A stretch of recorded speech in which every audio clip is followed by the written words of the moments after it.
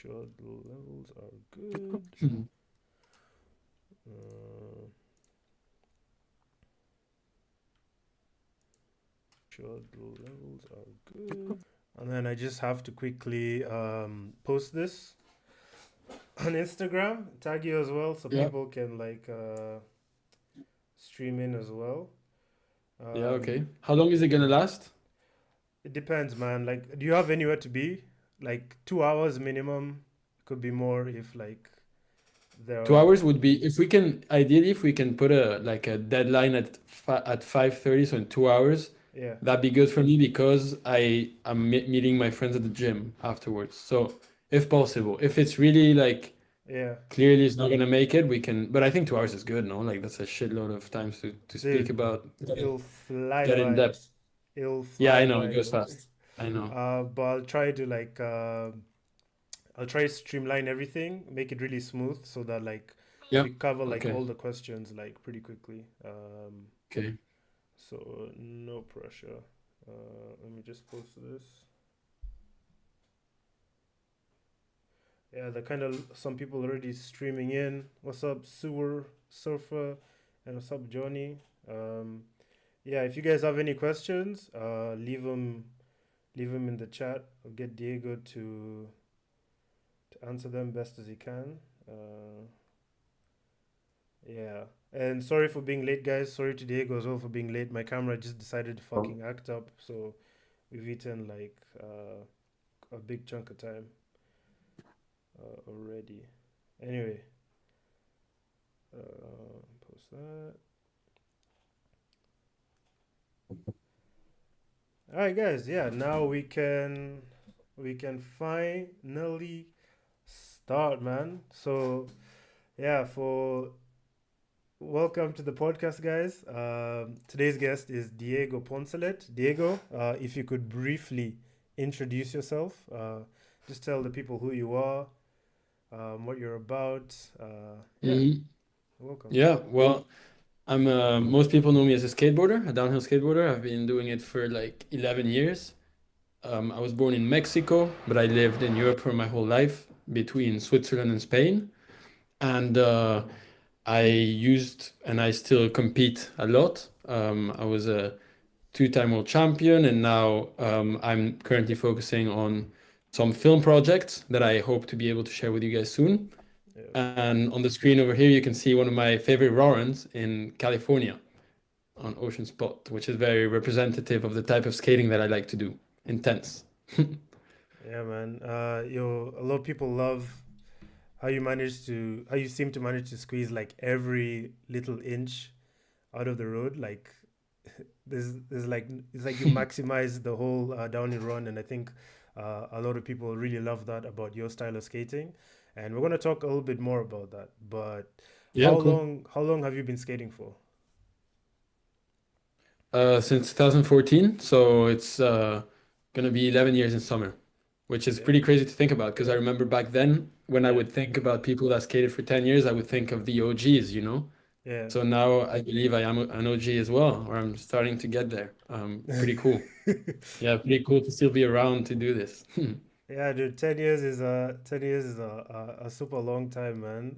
Yeah. But like when you started skating, what was like your first board? Like what Okay, really my inspired you first to get board. in? Yeah, Yeah, well, I was a pretty good freeride skier. So I used to do I was always into extreme sports. I liked yeah, when people called me crazy. That was the biggest compliment anyone could give me back when I was a kid, and maybe still nowadays, to be honest.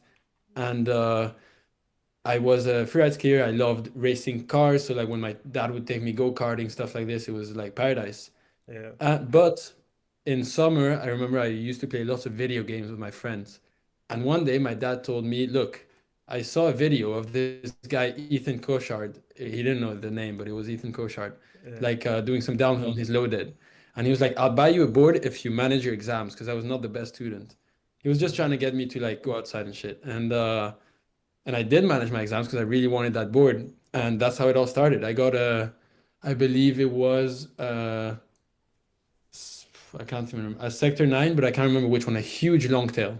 And the thing that really helped out is that the guy from the skate shop told me, Yeah. I know there's a community of people doing this here in the local park.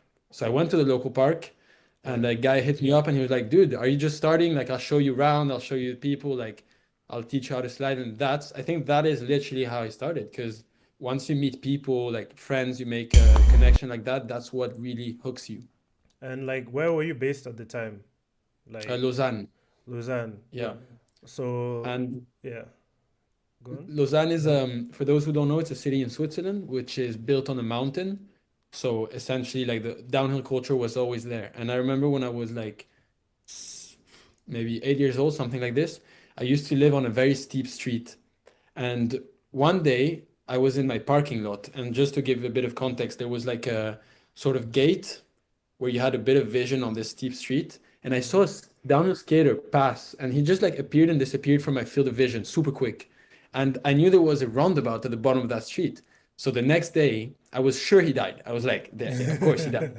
So I Of went to check the course. newspapers for a guy that died on my street, and there was nothing. Yeah. And so like there was this mystery, and I was like, how did this guy stop? Because I didn't know about sliding, right?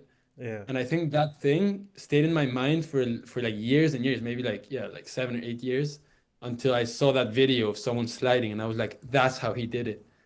And Yeah. then it was just natural to try to do it myself. Nice, man. So that's actually kind of cool that you had like your dad sort of supporting you and Yeah. encouraging you. Would you say like your family has supported like your downhill skating like a lot? Like Yeah, how I think so. what Well, my yeah, they initiated it for sure. My dad did, yeah, and then he took me to the like to roads near my house where I did my first slides. yeah, So definitely it's on him really. So shout out to all the dads out there that, you know, push yeah, their kids to do sports and outdoors activities, especially nowadays. But like at some point I started injuring myself a lot a few years after I started, and that's when they yeah, started getting worried because I broke a lot of bones, like in a lot of different accidents. yeah, And there was a point where we were like, I was like, if I keep going like this, I'm not walking by 30. So yeah, then it was different. The relationship changed a little bit because every time I called them, they would be like, "Is what's he happening? calling?" Yeah, Yeah, exactly. What's happened? Is he calling to say he's like had a really bad accident? Is it even him calling? Or like, yeah, they imagined the words. They started having dreams and stuff. But yeah, thankfully, like I think as skaters, we mature and we end up like learning how to deal with our limits, deal with danger, when to push it, when not to push it. And little by little, I started getting injured less, and nowadays it's great. I think from the moment I started competing and they saw that I took it so seriously, then yeah. they became like fans when they like watched the live streams and that, I won some races and stuff. So yeah, now it's amazing. But there's always ups and downs because it's such a dangerous sport.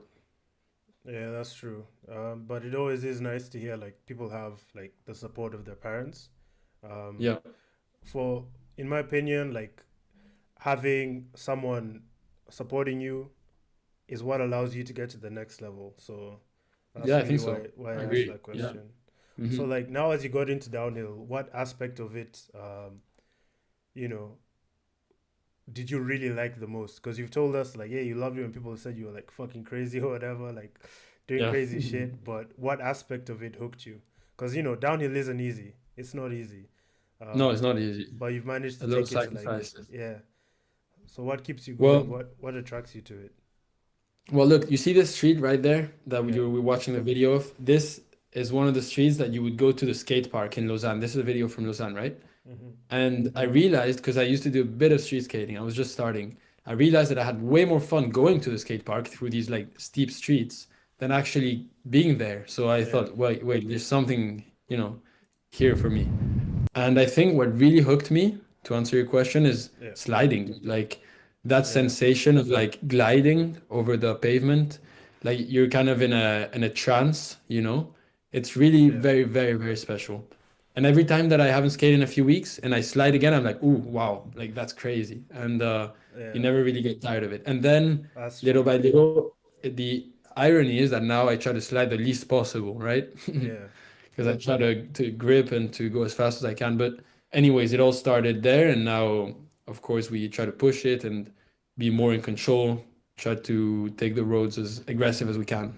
So you're saying in the past you were like proper free rider, trying to milk slides, like huge As slides. everyone should be, man. Like when Yeah, you start skating, you should be a free rider and learn the basic of sliding, being able to stop and all that stuff. yeah, Um, but after a few years, I just knew because I was a huge Formula One like fan as a kid, yeah. huge Fernando Alonso, and so when I realized that I could do like live that dream that I had as a kid of being a Formula One driver, but through skateboarding, I was like, damn, like This is this sick. is it. Yeah. This is it. So yeah. So like, are you like the type of skater who when they're getting into downhill, like you just did hands down slides all the time, or did you just do like standees and stuff? Like, Just standees, man. I didn't like. yeah, Yeah, I didn't. I think I always say like to hook people back into downhill skateboarding because we're going through a bit of a down period, right? yeah, It's freeride. I think freeride is meant to hook people, and then downhill skateboarding, like in terms of the super speed and all that stuff, yeah. is more like it can be more of the elite, but the most people I think should probably do freeriding because it's so sick. And then for people who are like, I want to take it to the next level, then Should they like come to transition towards yeah. doing stuff like you see on the screen, like very high speed stuff. All right, that's interesting. Um, Now, let's talk a little bit about your setup. What is it Yeah, that you ride, and is there anything special about your board? Do you have it on hand? I can get it. You want me to get Yeah, it? grab Oh it. no, it's in my car actually. I'm sorry. Look, I'll just. It's no secrets. It's nothing very weird. Yeah. It's I have. I'll just show you the board itself though. I have a double. One second. Let's see if we can find a picture. Uh, So yeah, this is my Pro Auto that came out like a few years ago. 981. It's not even gripped right now. It's like my backup board. yeah. But the board is essentially like a good how could you say this? It gives a good idea of my philosophy when it comes to setups, which is Yeah. that Mm-hmm. of course when you go very small with a setup or very aggressive with truck angles or with hanger width and stuff, you could gain maybe 0.5% of performance of grip or whatever. But really the most important thing is you being comfortable. So what I Mm-hmm. tell people is go as far as you can into like performance Yeah. without it ever affecting your comfort. Your comfort will always give you more than the performance of the board itself. Now, that doesn't mean you should ride 180 trucks and just be like, wait, I don't want to try anything else because I'm comfortable. You Yeah. should like try to push yourself, but to reasonable limits. Like for the moment, I'm riding 114, Mm-hmm. which for me works great. The wheels don't shatter. I still get very aggressive turn and I get to the limit of the grip of my wheels, which is what you should think about when thinking about truck turn. Yeah. Because if you can't get to the limit of your grip, then that means you're leaving like Performance on the board. performance. Yeah. Yeah, exactly. And then I'm riding the board I just showed, the Riptide slab footstop, and seismic wheels. What are your truck angles and what wheelbase are you riding? I'm riding a 53 centimeter wheelbase, which I think is a 21.7 inch. Have a, yeah, maybe calculate it. Um, and the base plate angles is 45/25. Damn, it's actually pretty small. It's a 21 inch. Yeah, that's pretty small. Yeah, it's pretty small. I'm surprised. But yeah, then do you calculate wheelbase with the axles or with the bolts though? Because that's With the a bolts. misconception. Yeah, So okay, then we're good. Yeah, we're good. very good. And what bushings are you running? I had a lot of questions. People were asking, are you running the stock Ronin bushings? Are you running the seismic bushings? What are you playing with these days? The two best bushings for me Yeah. are the stock Ronins and the seismics. What So I mix and match. I what go yeah. like a very good like setup to start with is Yeah. double yellow from Ronin and double iced tea in the back. Mm-hmm. That's just a good basis. And then if you want to experiment a bit, what I did was to put some seismics in the front because they have a really nice rebound Yeah. while maintaining that really smooth Ronin stability in the back. Are you running flat washers all around or any No, cups? flat in the front to Yeah. limit because I don't want too much rebound, and Yeah. cupped in the back because you need the stability. And are you like satisfied with the Ronins, or is there like um something missing in terms of stability in your in not stability in terms of performance in your opinion? What do you think? No, I think they're the best trucks. Like, Yeah. I don't know. It's difficult to say because this year is the first time, but I didn't race as much, so it's a bit difficult to compare myself with the other skaters. But it's the first time that I actually saw Rogues as maybe outperforming Ronins in certain specific circumstances. But Yeah. there's also many other circumstances where the Ronins still think were better. So no, I think the Ronins don't lack anything. You could say like there's styles, right? So Mm-hmm. they don't have like a specific flaw. It's more that like a different style might perform better in certain circumstances. So like for example, like if it's something that's super turny and slow, Yeah. then Rogues would be probably better. But if it's something very intense, high speed, where you need lots of stability and very consistent turning, then I think Mm. Ronins are probably still better. Yeah.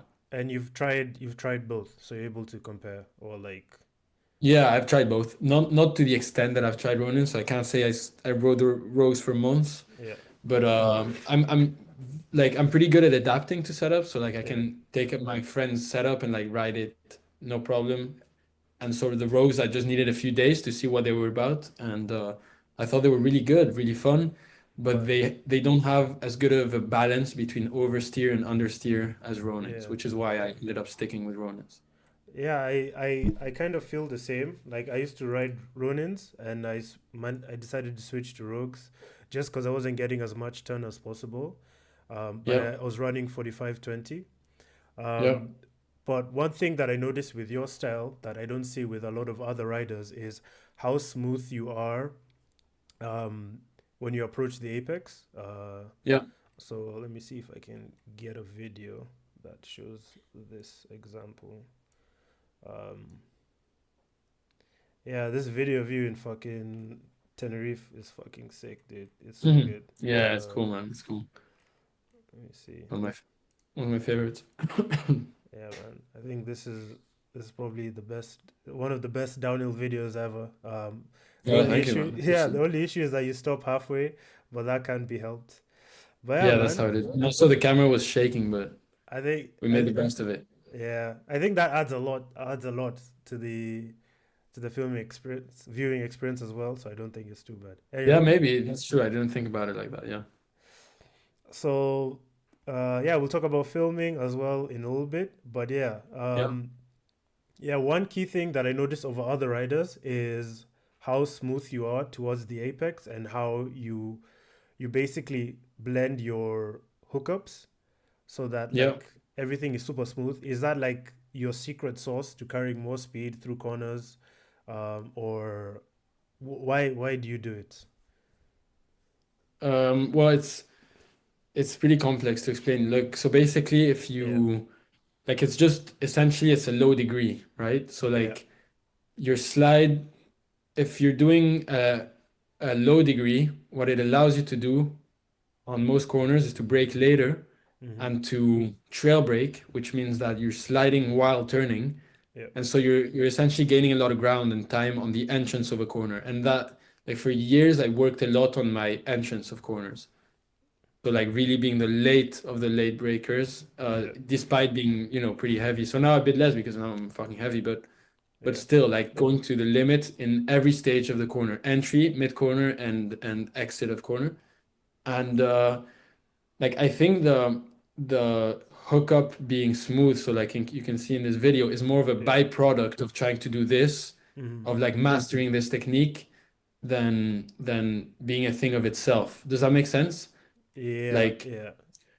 like It's once you more get of a to the result. limit, that's just how it is. Yeah, Like I see. No, because I was talking with Nick Broms like a couple years ago, and I was yeah, like, I don't know what we were talking about. I was like, yeah, dude, it has a snappy hookup. My trucks are yeah, awesome. Then he's like, nah, bro, you want that shit to be smooth.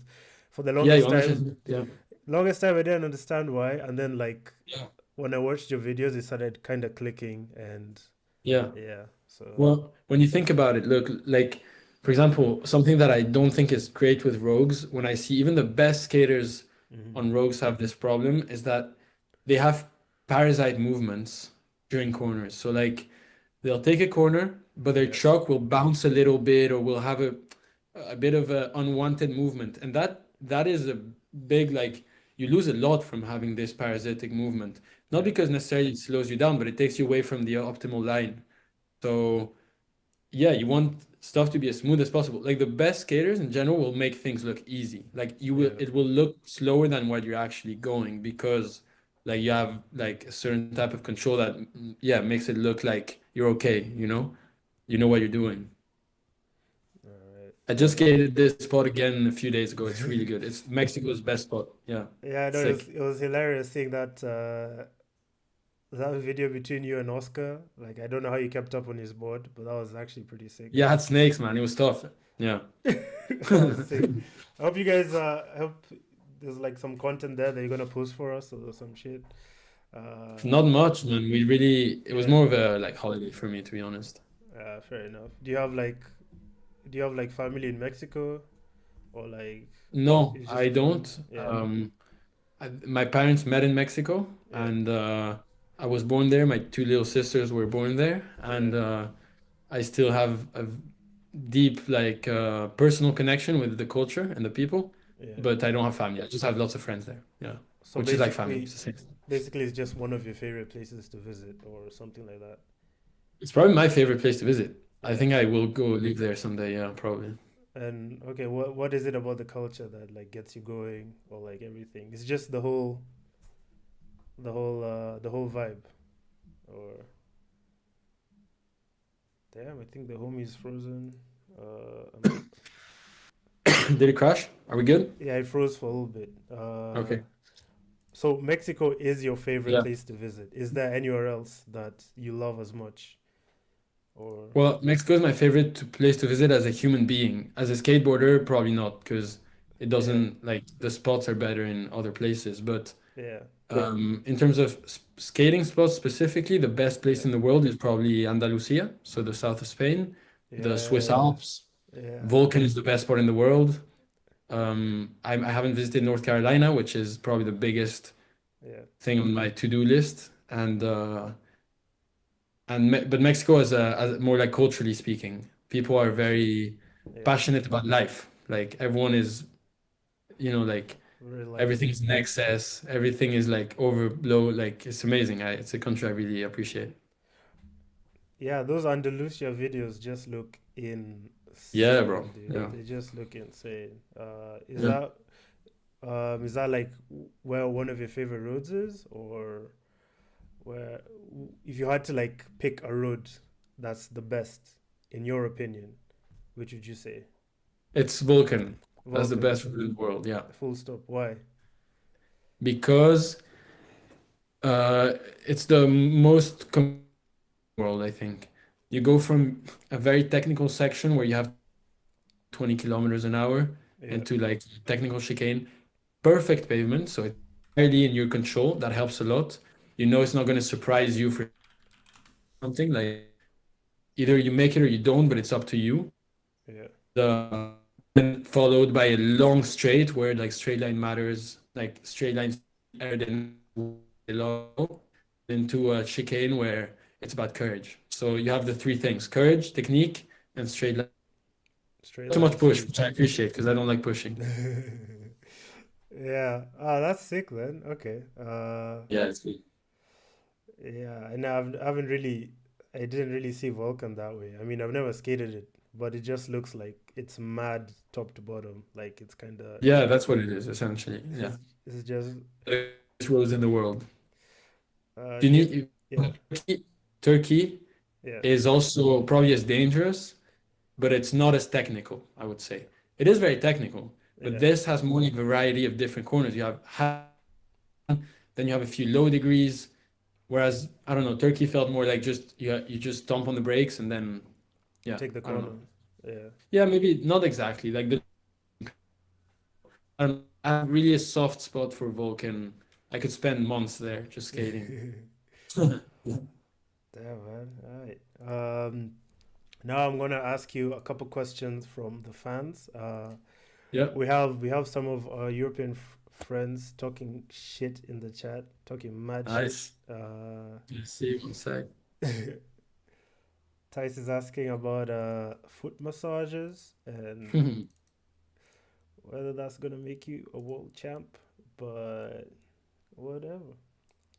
Anyway, so I don't have the chat in front of me, man, so I can't see it, but I'll so try wait, to pull it that up. they're just talking with Antoine about kissing each other. Nice, nice. So yeah. Anyway, so we have a couple questions from Instagram. Yeah. First of which being, what's your training routine like?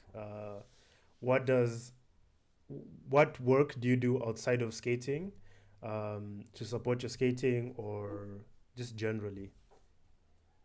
Well, I go to the gym pretty much every day if I can. Yeah. Um, I'm gonna divide it into two sections, okay? So I'll first talk about racing, Mm-hmm. and so something I recommend a lot that is almost never talked about is mobility, because mobility will make you agile on your skateboard. Yeah. Your injury prevention as well, which is also very important. And your talk, like basically, it really will help you pretty much everywhere. For Mm-hmm. me, as like a big guy, you know, like I'm 6'3", so I need to have like a lot of Mobility. also increase in weight. That's a big thing. And then in terms of like what I'm doing now, which is more like top speed related, so like more like straight line and stuff, where I try to train my tuck as Yeah. much as I can, and I try to also gain weight. So I do like you could say a little bit of bulking. Um, but yeah, I think we have to think that it's a sport that is pretty weird because we have the push, which is explosivity, Mm-hmm. then the skating itself, which is resistance, the tuck, which is mobility, Yeah. and the skating, which is like just general strength. So like we really go through everything. Like you have to think about that and try to be versatile with. Mm-hmm. Uh, Sorry, you keep breaking up. Are you able to maybe move closer to your router or like hook up your Ethernet if there's a way? Uh, Wait, let me check my Wi-Fi. But yeah, as you do that, is there anything you could specifically improve in the gym? Like, I've talked with like a bunch of other skaters that are saying the best way to become a way better skater is simply to just skate a lot. But is Yeah, there like one thing that you've seen a huge jump in improvement just because you worked it out in the gym or like you had a good like mobility routine? Uh, is there anything like that? the mobility helped a lot, but it's just thinking about skating. Yeah. It's as important to think about skating, to visualize skating, as it is to actually skate. So that is definitely the most important thing. If you're obsessed with skating, you will improve so much. All right. But dude, just in terms of the internet, I think my internet is fine, dude, because Yeah. everything is loading very quickly. Could it be just our connection that is lagging a little bit? I Is don't it better know. now? It seems better now, but I don't know. If it gets Maybe bad again, just I can try to switch to my phone maybe. But it doesn't really make sense that it would be lagging because my internet is yeah. normally really good. I don't know. It could just be some weird connection issue because Yeah, I'm all the way Facebook in Kenya. servers. Yeah. All right, we go one more question. Another question. How much do you weigh? Oof, that's Pedro. That's my friend from Mallorca asking. I'm like 87 kilos. Damn. Yeah, pretty heavy. How much have you gained since this video that's playing in the background? Maybe like 12 kilos. Damn. What? Yeah. That's actually insane. Yeah, it's a lot. Wait, so you're 6'3", weighing like 75 kilos here. Yeah, I mean, as you can see, I was really lean. Yeah. Damn. Like, this is my favorite weight, by the way. Like, Yeah. once I'm done with the top speed project, I'm going back down, not to 80. Yeah. It's like you feel very nice when you're like very lean and lightweight. I'd agree. Um, he also wants to know uh, about your arm wrestling career. Well, that's a good question because my main rival is this person asking. Yeah. I have a big rivalry with him that's spanned the last few years, but we started hurting each other when we arm wrestled, so we stopped. But I'm seeing him this weekend, so I'll get him. I'll film it and send it to you. We're rooting for you, bro. And we have another. What's your favorite? film from the 2020s and favorite skate clips from the 2010s. Do you think he means like skate film or like Yeah, film? favorite skate film. Or rather, let's go with film. Film could be more interesting. What's your favorite film from this recent decade? What does Oof. Diego watch? Eh. Well, I love film. It's my like I love film like I love skating. Yeah, It's I don't know. I watch more old films, but if I don't know if you've seen it, but there's a film called Perfect Days by a German director in Japan. So that one yeah. was really, really good. I watched it a few times. I really enjoyed it. It fits with my sort of philosophy, I guess. I think you would enjoy it. I'll check it out. Yeah, that one. So that's my favorite film. And then favorite skate clip from the year, did you say? From the 2010s.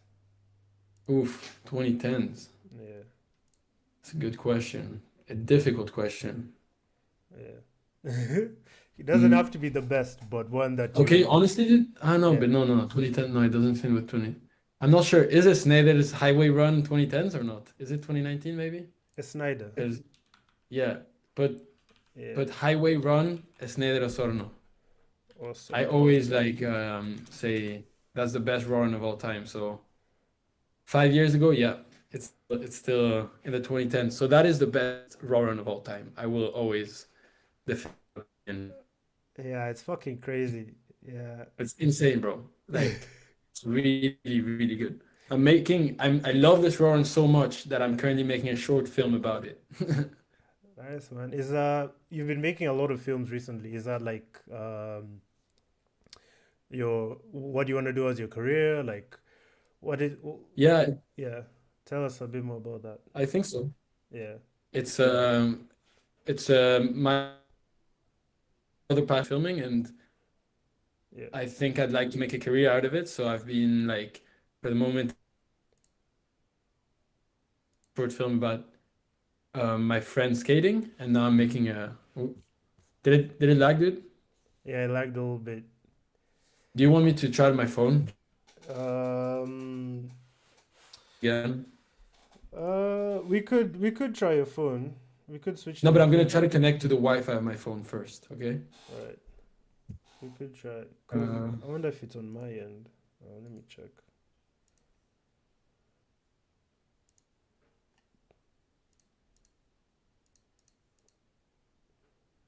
Mm,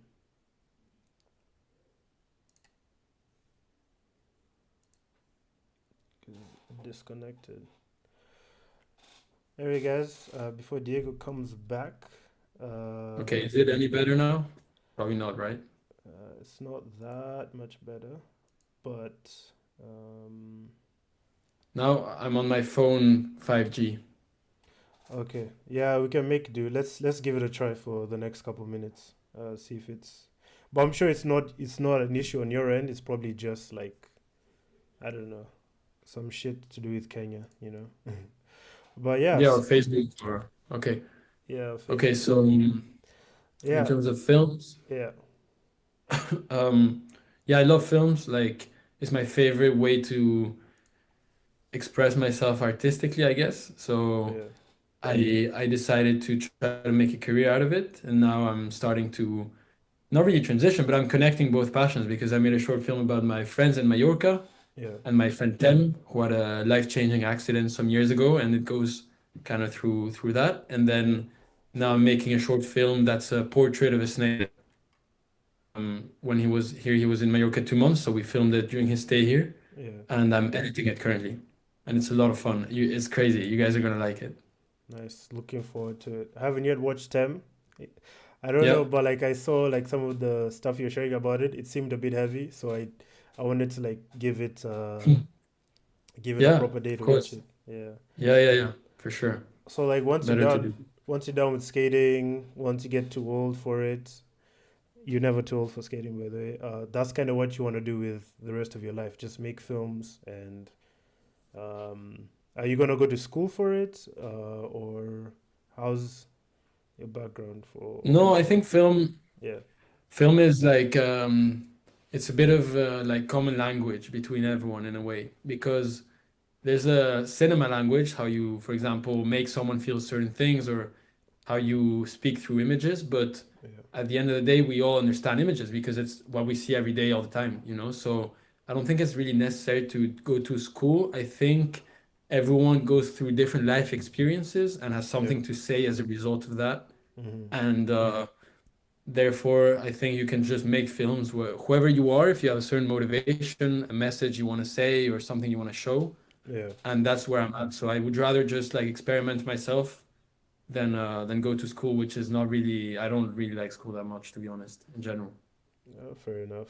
Fair enough. But speaking about like film as well, you've been going viral a lot on Instagram, man. Like I don't know if you and Greg have the formula on lock, but you guys have been going viral a bunch. Um, so do you who edits your videos? Is it you? Is it Greg? Or who does most of the editing? Um, well, like in general, Yeah, I've edited my own videos since I think more recently, Alexandros has helped me as well. So like yeah, sometimes we'll do trips together and he has some of my footage and he'll cut some clips for me and yeah, then we'll post them. But it depends. This one, for example, I edited. No, this one actually, uh, I edited it, but Alexandros did the color grading because he's really good at color grading. yeah. So it's cool. We're a bit of a team, like all of us. And Greg is my agent, for example. Like he is the guy that talks about. So it's really cool, man. I've tried to build a team of my friends, Yeah. which makes everything a lot of fun and very nice. So you're saying Greg is like your agent. When you say agent, what do you mean? Like helps you get like opportunities with brands, etc., or just like I don't know. You tell us more. Well, Greg is starting an agency, Yeah, like for the moment, just with me and someone else in another sport. But yeah. on the long term, he's trying to start a sports agency, Mm-hmm. and I hope I'm not spoiling anything. I don't think I am. And he's very good at speaking Yeah, with brands. He has yeah, like an actual talent. So so one day we spoke yeah. and we decided let's team up. And he just and he so like if you go on my profile, you'll see an email that goes through to Greg and on the Yeah. top on my bio, yeah, in up Yeah. in up agency. No, Oh, info in up agency. yeah. So that is Greg. So like if a brand wants to talk to me, they'll go through him and he takes a commission out of whatever they're paying, which is Yeah, a very nice way to deal with it, to be honest.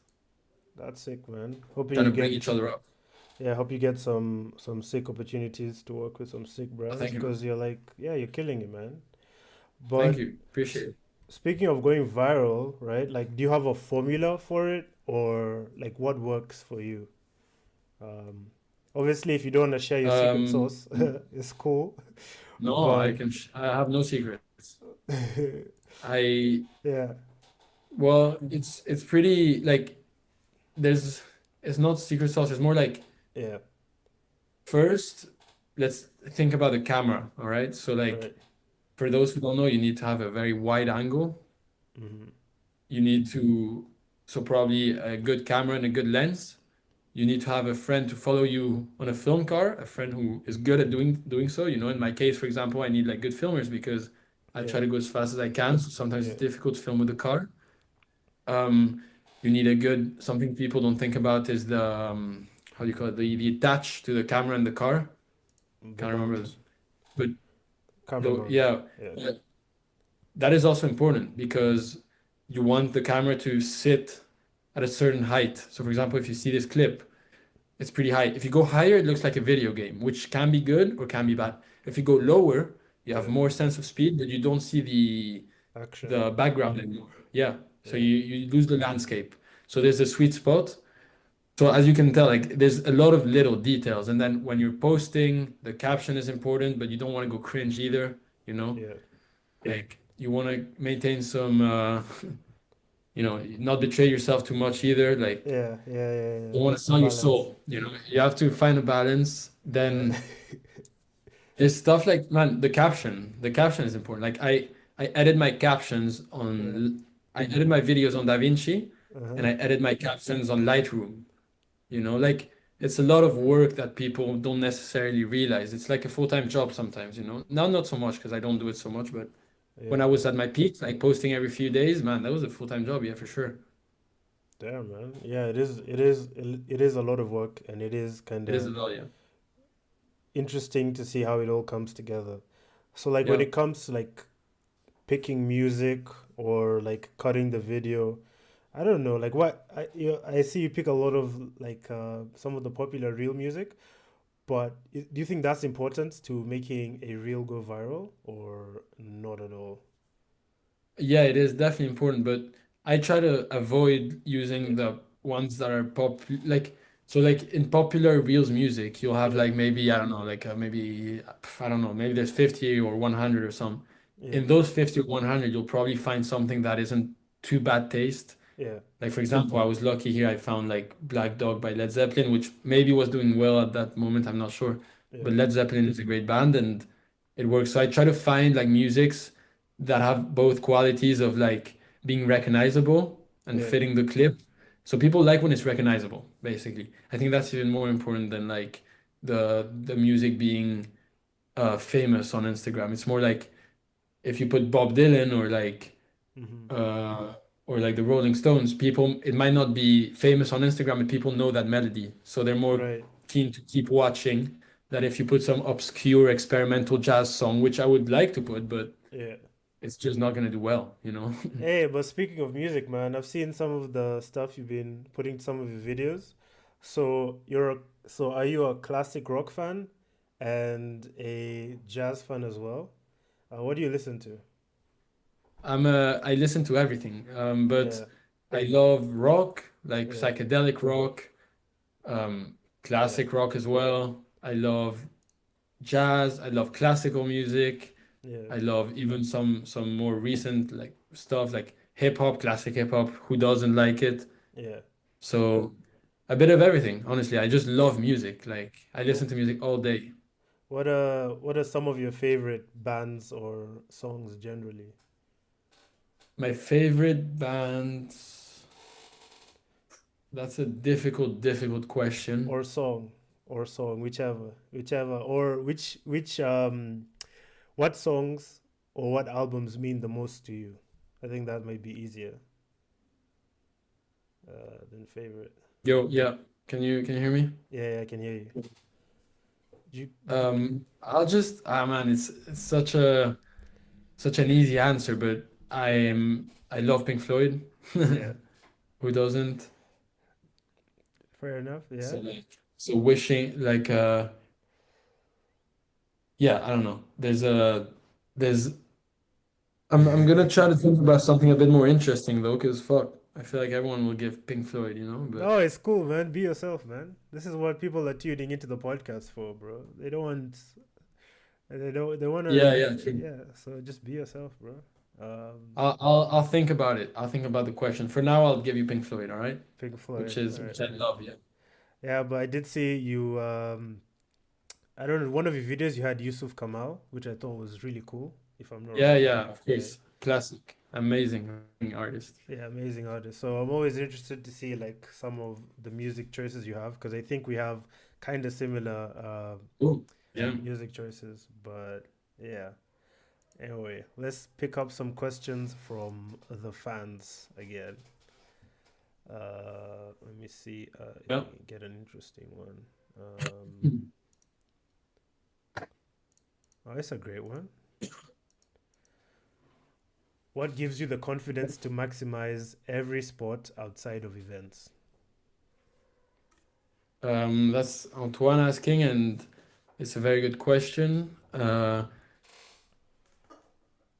So just to give some context behind the question, Yeah, like when you're skating, there's like two sides of this argument. yeah, When people in Formula One practice, they always practice at the limit because what you do in your practice, you emulate that in your race. So if you're used to not being on the limit yeah, when you're on everyday stuff, and you go to a race, you will also probably not be on the limit, or you will have to force yourself to be on the limit, which is not good. You don't want to force yourself. You want to flow, you know? yeah, Um, but skating open road on the limit is very dangerous. So, of course, before like going into the answer, also let's preface it by saying like let's assume that there's no cars, all right? So like we have a good walkie system with my Mm-hmm. friends. We know how to do it. You always have to look out if there's entrances on the side of the roads, if a car might pull up. But if you know that the road is clear and you only have to worry about the edge, which the guardrails and stuff like this, I would say it's just like practice, practice, practice, practice of being like at 99.5% of your limit, like every single corner, until you Yeah. really understand where the limit of the grip of your wheels.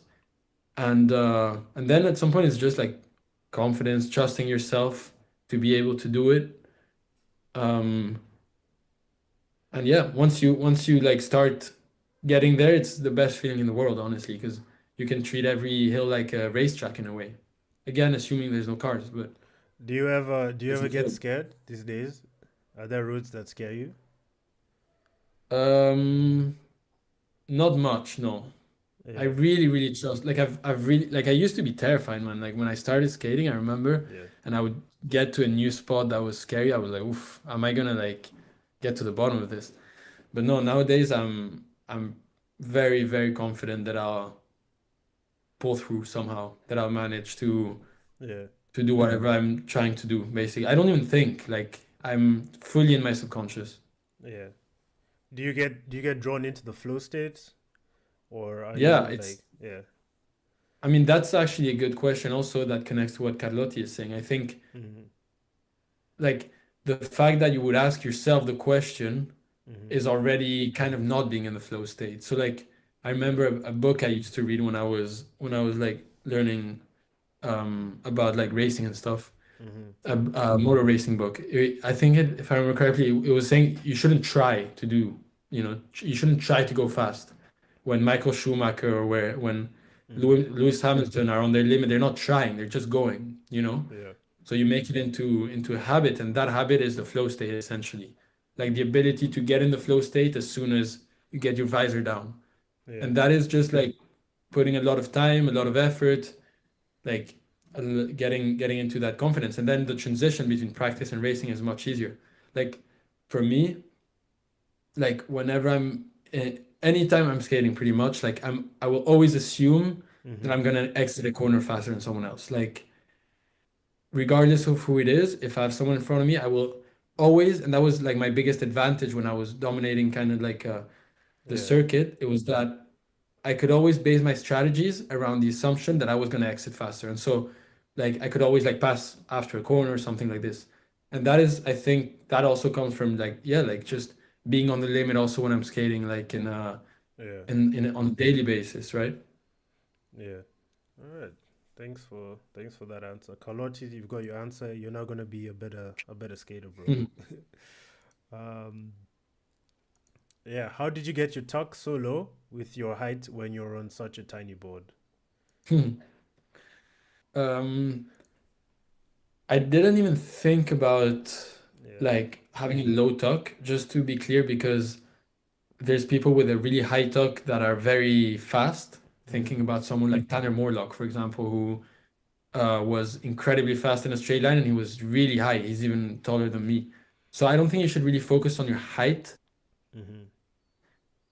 but I would say that it's mostly about mobility. Your two really points to focus on principally, Mm-hmm. like unless you have access to wind tunnel or something, but just like if you're practicing at home in front of a mirror, is to try to not have too much space between your knees, the least possible, and to Mm-hmm. have your chest touching your knee. If you can fold that way, then you have probably a good tuck. And if you can fold that way while being tall, so like I don't know, like being a big guy essentially or a big girl, you Yeah. can like you will get lower naturally, you will have a good tuck.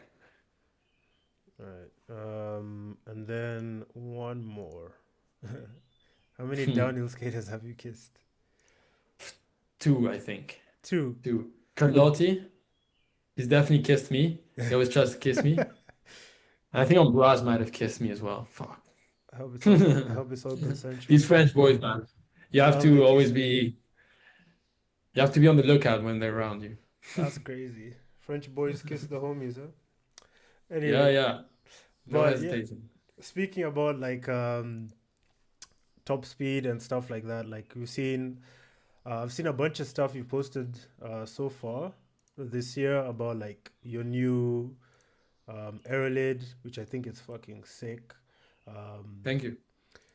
One sec, let me put this up properly. Yeah, but your new Aerolid, which I think is sick. And you've said as well that you're working towards breaking the speed record. Could you tell Yeah. us more about that? And for example, how you're putting it all together? Like, Yeah. what do you think you're going to need to break the speed record? Well, so Mm-hmm. to again give a bit of context, the speed record was done in 2017 by Pete Connolly, who's an amazing, amazing skateboarder, an absolute legend. He weighed probably almost 100 kilos or not far from that. There Yeah, was on that day a storm on their backs, so they had a big, big, big tailwind. If you look at the videos, the flags were like flying all over. So for that reason, it feels almost impossible to break the record, yeah, which is, and the road has gotten worse as well. So yeah, you see like there's so much wind, and so yeah. I heard they had a it's kind of 10 mile an hour tailwind. yeah, so Yeah. so pretty crazy. Now, that combined with the fact that the event doesn't happen anymore has stopped people from trying mostly. But with Martin and Aaron, who Mm-hmm. are like, who together we form a really, really good team because we kind of complement each other with our skills to be able to do this. We Mm-hmm. realized that, if someone was going to do it, it was probably us. And we had the motivation, the resources, and so we decided to go ahead. And I think the only way to beat it really is to focus on each single detail, Mm-hmm. like no one's done before, essentially. Like, for example, this helmet, which you see here, Yeah. it's the product of a design of CFD, so like computational fluid dynamics, which is essentially a virtual wind tunnel. That's all the designs that we tested. And basically, we were able to build something on the basis of scientific evidence, which is something very rare in the world Mm-hmm. of skating. That's true. And these are the little like 1 or 2%, or maybe more, maybe 3%, that you can kind of like if you Mm. add them together, then you have a big result. Yeah.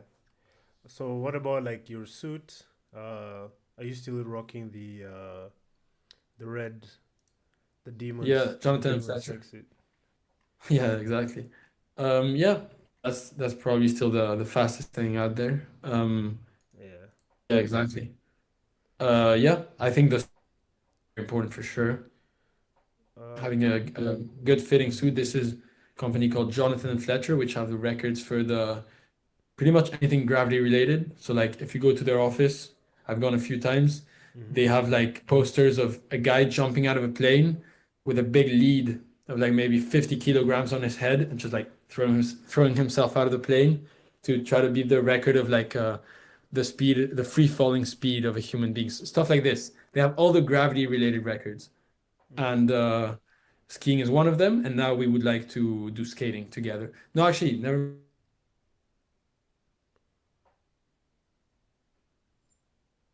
It's glitched a little bit. Sorry, it glitched a little bit. Yeah, you said. Yeah. Mm-hmm. Well, I think they have the record already for skating because Pete Connolly was using one of their suits, Right. I believe. I'm not 100% sure of this. But anyways, it doesn't really matter. I'm just saying this, it's a really nice French company and Yeah. Oh to man. skateboarding. Yeah. So are you also going to be using an aero kit for your board? Yeah. Yeah, yeah, for sure. Can you hear me And properly or not? Because it's lagging a bit on my side now. I can hear you fine, but it was lagging a bit. But Okay, okay. I think at this point I'm pretty much used to it. This is life now. Does it Um, normally happen in that? uh, That it it's a bit lag. it doesn't normally happen, but also it could be my ISP just being like a shithead, like my internet provider. So there's nothing Okay, we okay. can Because do. if you want to try to call another way, Yeah, we can. Um, I think it's for the air kit, yeah, we yeah, tested different air kits. We yeah. also used CFD to determine which one was the fastest air kit. Yeah. Something to think about is that in a wind tunnel you cannot test an air kit Yeah. because to test an air kit you need to simulate the wheel spin because the wheel Right. spin change the airflow around the underside of the board. And so, yeah, Interesting. so it's Yeah. very, very difficult to simulate the impact that an air kit has. CFD is one way to do it. So, because you put So it like Martin Seegers does magic. He puts the yeah. diameter of the wheels, everything. He builds the model around it. And so we're testing different models and we're trying to get the build this spring. So what do you think about like the error kits people make at home? Do you think they're like useful or like bullshit or what do you think? Depends which ones. Like Yeah. if you give me like a specific, I can Like try to yeah. answer, but Harry. The I don't know, man. I see a lot of like he used to have one. Or was it? I don't know who had one like underneath the board. Um I don't think he Well, runs one anymore. I Like think it just has to. I think so. yeah, just like the weird Yeah. yeah, here in this video. You can't see it properly, but it was here. Yeah, you can't see it. Just basically anyway. Yeah, I mean, I think Yeah. it does help. Like it's essentially just removing a frontal area on the back truck. It's Yeah. not the because like when you think of aerodynamics, you have to think of two things: Yeah. the frontal area and the drag. All right. So like Mhm. in the case of Harry's aero kits, which is made by Max Caps, by the way, shout out. It's Yeah. kind of like solving the problem of the surface area on the back chuck and Mhm. helping maybe with the drag of the front chuck, but it's not really cleaning up the airflow a lot, you know? Right. So I think there's really the two best aero kits in my opinion is Mhm. either do a full body, which is not applicable to racing. You can't really do a full body aero kit for racing. So Yeah. like Max Caps had for the top speed in Canada in 2017, Mhm. or Ambraze's. I don't know if you've seen Ambraze's aero kits, but those are crazy, and I think these actually clean up the air very well. And then there's ours with Martin, which were Yeah. with rare speed, and those were also really nice because it was like a minimalistic option to Yeah. both like reduce surface area and to clean the drag. All right. So yours will probably be more suited. But are you guys gonna have a ducktail like Uh, Kyle Wester? we're we're starting to. What can I say? If Okay, well, look, I can't go into in depth into the things yeah. we're going to be using Yeah. because otherwise I would be spoiling the fun. Yeah. But the something to think about with these like tails and stuff, like our position as skateboarders is not Yeah. how do you say symmetrical. Right. So the problem, for example, with a tail is that it can easily not be fully straight, for example. Right. And to at that speed, to really clean up the airflow behind the leg, you need a long tail, you know? So it starts being like it's a car thing, like a motorcycle on the back of you. Yeah. So it's our top priority, to be honest, but we have other surprises in store. Okay. And then one other question. A couple other questions actually. There's a guy who used to skate with like a unicorn head, unicorn cone on his helmet, Yeah. from South Africa called Dacia. Have you guys tested that, like the unicorn thing, or no? No, we haven't. It doesn't, I don't think it helps, man, to be honest. Like, Yeah, that's it's funny, yeah, and maybe it's better than nothing, but yeah. realistically speaking, the round shape is probably the best shape because Right. the most aerodynamic object in the world is a water droplet, and that's round. You essentially like you were trying to imitate a droplet. That's the most aerodynamic shape in the As much world. as you can. So Yeah. you wouldn't really want to make it, if you put a head, then you're just like inverting it, you know? Interesting. And last question. for the wheels you're going to use, have do you have anything in mind so far? No, no, Yeah, yeah, I'm speaking with Seismic. yeah, Nothing's announced yet, but yeah, I'm speaking with Aaron from Seismic, which is a guy like who's a guy that I love speaking with, and yeah. the little stuff that we've worked with together, like I enjoyed a lot, and the idea is to work together to find the optimal wheel for the record. And the hill is just going to be the same hill, the one in Canada, or have you found No, something else? we're gonna try a few. We Yeah, don't know because the hill in Canada has the hmm, potential to break the record, but that is assuming that the condition yeah, there's some pretty nasty cracks on the road that didn't used to be there. You can't the record used to be on the right side, so they would hmm, ride on the right side of the on the right road. lane, Hmm. but that's not usable anymore. There's a pretty big hole there. So there's a lot of disadvantages, but we will try the Canada Hill as well. All right. But speaking of wheels, yeah, what are you riding these days? What do you like? I know you used to be a fan of the Magnums, 74A Magnums. Shout out Venom. Yeah. But I saw a clip of you trying the Deltas. Are you preferring them these days, or what's the Well, situation? of deltas so far, but they Yeah, were incredible. Like yeah. I love it you had Mm-hmm. was for me unprecedented. Like I'd never felt something like this. Like look at the clip, man. Like you Yeah, can tell. Like I'm doing 100K, yeah, braking so late, so consistent. There's no icing, which was my yeah. biggest problem with Magnums. Once you put the wheels at 90 degrees, The you ice. would ice, Yeah, which would make it pretty unpredictable. And sometimes it would be a problem. Like in Turkey, yeah, I could pretty easily take the huge pendy in a non-pendy. I could do it. But yeah, one out of five times it would ice. yeah. And so it wasn't predictable. Whereas with these wheels, I'm pretty confident that I can just completely trust them. So I think they're the best wheels on the market right now, to be honest. That's crazy. You guys heard it here first. Um, Yeah. that's actually kind of insane. But I also did see a couple months ago for I don't know if the clip is here. Let me see if I can find the clip on your channel. Yeah, were you using Kuways here or Yeah, it was really yeah, fast. the fast wheels, fast in a straight Yeah, line? they're really fast. Yeah. Yeah, because I mean, Quays have a good core Mm-hmm. quality and they're really hard these. They're like 86, something pretty crazy. No, maybe Yeah. not 86, 82, I think, something like but but yeah, they're Pretty super fast. fast. Yeah. Okay. Interesting, man.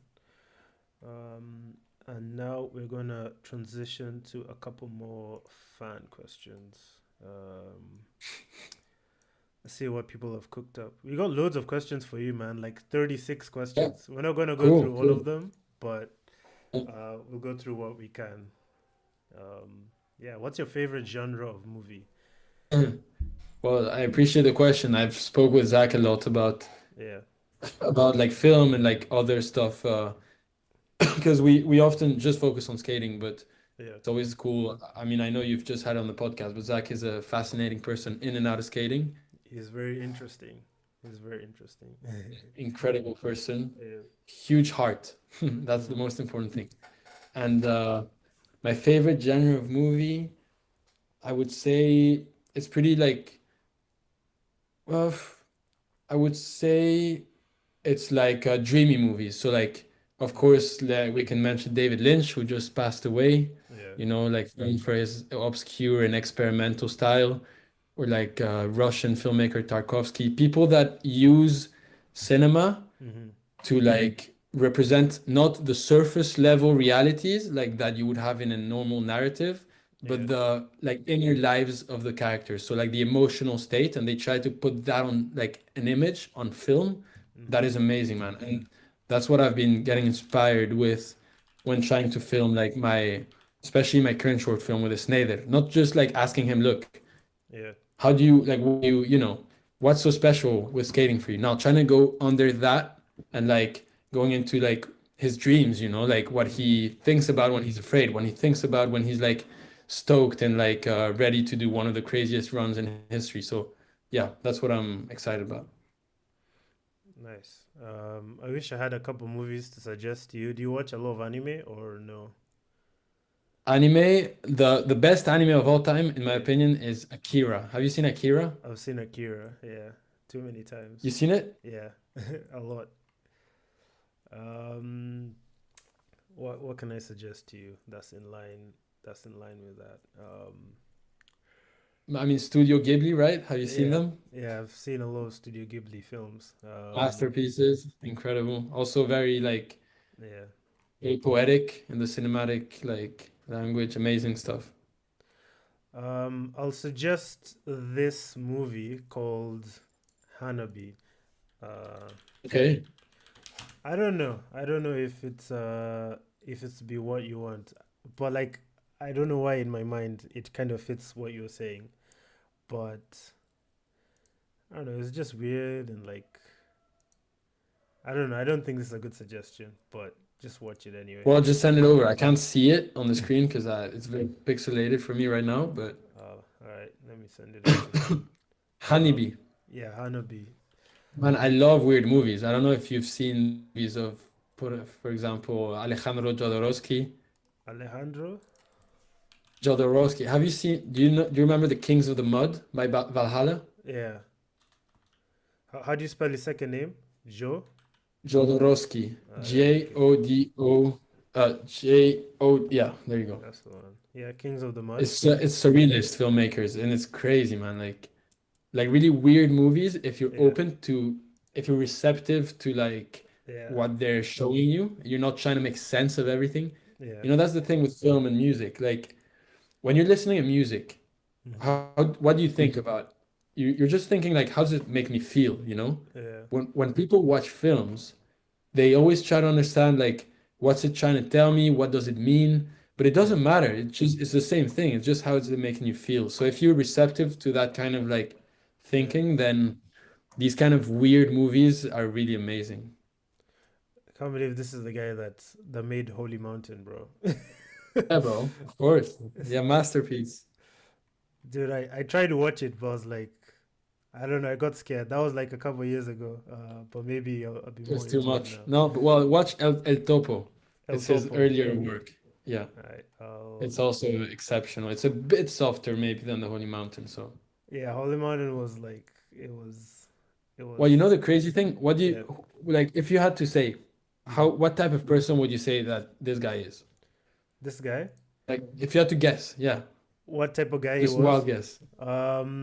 I'd say it's probably just like a normal guy who like likes weird stuff. I don't know. It's hard. It's Yeah, hard. man, pretty good guess. Pretty good Yeah, guess. But that's the thing. yeah, People think yeah, that these people like took shitload of drugs and yeah, all that stuff. This guy has smoked marijuana once in his life, man. Like I've been reading a book of his. yeah. Like Never. oftentimes, Yeah, yeah, oftentimes it's like pretty normal people. You just have to be receptive to those kind of like yeah. weird, like stuff that takes you out of your comfort zone, kind of. Yeah, I agree with you, man. I don't know, but it's just like I watch Perfect Days. Perfect Days is the second time that I've come across a recommendation for it. Yeah, cool. Um, and I'll watch El Topo, Yeah, but you I should. El yeah, Topo will be more difficult. then we'll see, we'll see if I can Yeah, handle you more. let me know what you think. Will do, man. We do have one more question, another question. For someone starting out in skating, what's your best piece of advice? And yeah, answer that as I quickly go do something for 2 minutes. Okay, cool. Um, all right, so I'll look at the camera now. I'm speaking to the viewers. I recommend loving skating so much. Find reasons to really love skating because once you become obsessed with something and that's all you think about, then you become good and you're happy to do it. It gives you meaning, because you're trying to get better at doing it and stuff. So like it's a bit of a stereotypical answer, but just like finding reasons to fall in love with what you're doing, and then from there everything else will fall into place. But if I should, since You're already back? Okay, well, I'll quickly say also like just try to find a way to also like on a more practical sense to just learn how to stop. Because once you know how to stop, like you have your comfort slide, for example, you're knowing how to pendy on a hillside, or some people like to learn toe sides first, like hands down toe sides, even two hands. Once you know how to stop, you can skate pretty much everything. Like you can go to very steep roads and you call the way to stop, and then from there you build upwards. All right, thank you, Diego. I think a lot of people would. Thank you, Zach, for the questions as well. And then another question from Zach: What's your favorite flavor Ooh. of soda? Yeah, Soda. Oof. Okay, this is not a good answer, but still I'll say it because I yeah. was just in Mexico. If you've never tried agua de Jamaica, which is like a What? very traditional, not even, it's So, just like fruit water of a fruit called Jamaica. That's my favorite drink in the world. It's amazing. It's like purple. Jamaica water. Let's see if we can. It's like hibiscus in English, I think. Ah, right. It's Yeah, incredible. So good. If you put some sugar, it's not too acid and it's that's amazing. All right, and then we're gonna do one more question. Um, Someone's asking why no stand-up skating. why not stand up? Um, well, it's pretty simple. It's just I get more enjoyment from trying to be as close to the limit as I can in terms of like going as fast as I can on the road. Like when I go to a new road, the way that I approach it Mm-hmm. is I'm gonna try to get to the absolute maximum that I can to extract out of this road, like in terms of speed. And Yeah, it's a lot of fun. I just enjoy it so much that I don't find the time to think, well, I'm gonna take a run a bit more chill and do some stand-up. But now I gotta say though, big shout out to all the kids and the not so kids anymore, who are also pushing it so far in terms of like yeah, fast free ride, right? Because now there's some people that can really like take some incredible lines while doing it stand up. Of course, thinking of people like Ambroise, Carlotti. If mm, we think of the French, Jan Nogueras, the Spanish, Chase yeah, Hiller, who probably was the first to do it as far as I could tell, yeah. Scott Mano, all these kids, like I love watching them skate and push the limit stand up as well. So yeah, maybe I'll try it someday as well. I can do it in one side, I can do it heel side, but toe side is a bit different. After you accomplish the speed record, bro, that's what we're gonna be waiting. Yeah, Diego maybe, dude. Yeah, maybe I will, honestly. Diego stand up too. But Yeah. speaking about I can like do them, but not fast like that. Like yeah, have you tried using a weight on your board? I think it's are we talking free ride or downhill though? Let's just Uh, clarify that first. just generally. Just generally, what do you think? Uh, I have to separate these things because they're very different. Free ride, that's true. it's absolutely helpful. I think Yeah. it's not a cheat code, but it is a cheat code in the sense that it's Mm-hmm. like it makes a big difference. And I'm Yeah. still surprised when I see someone that does free ride that doesn't have one, just because Yeah. it's like it gives you such a good center point that you have so much more confidence Yeah. when throwing like high commitment slides, Slides. very fast. Yeah. Um, but for downhill, honestly, it's a controversial take, but I think using a weight is almost like a patch for like a problem in your technique, straight up. I would say Because so as well. if I would want to have some extra kilograms somewhere, it's on my Yeah. body, because I can control my body. The weight is just there to, make my slides longer and make my skateboard less agile. Yeah. So yeah, if you like you can grow past that, in my opinion. I would agree with you. I'd even say so much for downhill that I didn't like because it took away a lot of the twitchiness of my board. And like I need that Yeah. twitchiness like when I'm rotating into a slide. Like I need that Yes, quick, I agree. you know. Yeah, Anyway, totally. now let's talk a little bit about racing. I know we don't have Hmm. that much time left. Um If you could race in an era of longboarding, which would it be? That's a good question. Well, look, there's Hmm. two answers to that. First, I'm grateful to the era that I raced in because Yeah, like I think in terms of the top riders, the level of the top riders, I yeah, think I was very blessed to be in an era where people were pushing it like insane in every single aspect of skating, especially in terms of technique and stuff. Also, yeah, some very gnarly hills, which is what I like. So it fit with that. But still, man, like my biggest regret, even though it's out of my control, is that I was never really able to, at least not in my peak, yeah, which I'm still in. So maybe, yeah, maybe in the future I will. But having like a proper world tour, yeah, like before COVID, when I was watching, ooh, that's a cool video. When I was watching yeah, like these guys doing the world tour, going to so many different continents, like giving that for that, I was thinking yeah, soon I'll be at a level that I can compete for a world championship, yeah, and this is what there's gonna be. But as we know, like COVID happened and the Pastrana accident happened yeah, and it changed, our scene forever.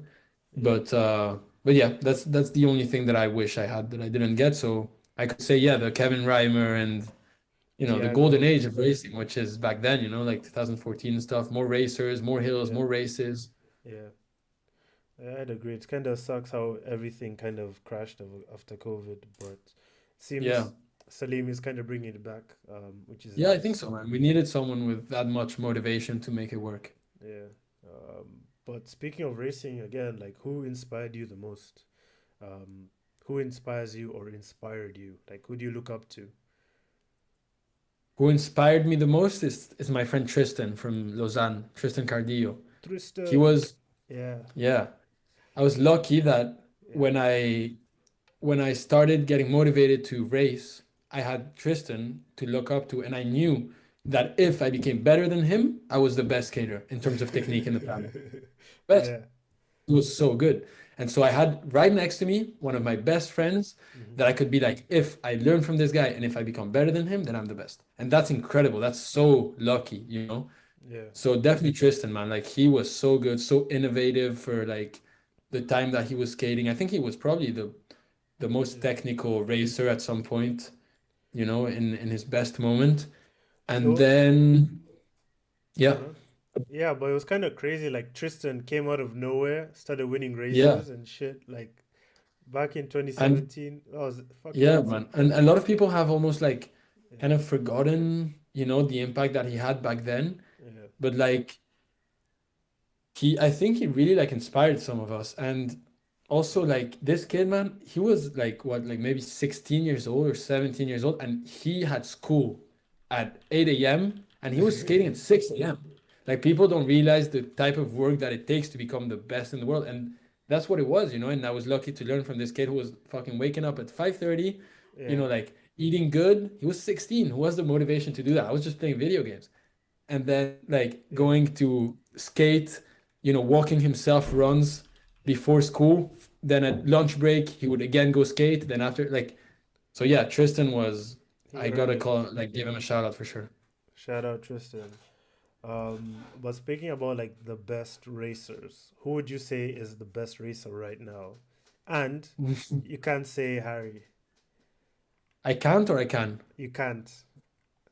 No, no, but I can say Harry because it's No. not necessarily gonna say Harry, man. Okay. No, I think, Yeah. look, so I think, Uh-huh. um, it's really like right now it's probably between Harry and Frenchie Yeah. because but I think it's worth mentioning Harry because otherwise it doesn't make sense to talk about Frenchie. It's just Frenchie I think impressed me from back in the sense that he has very good technique Yeah. and you can feel there's a crazy fire in him that reminded me of myself. While Harry is he doesn't make many mistakes, Yeah. very experienced, knows how to take advantage of situations. Yeah. And sounds, weird to then not give it to Harry, who had, an incredible year. He won everything that he went to.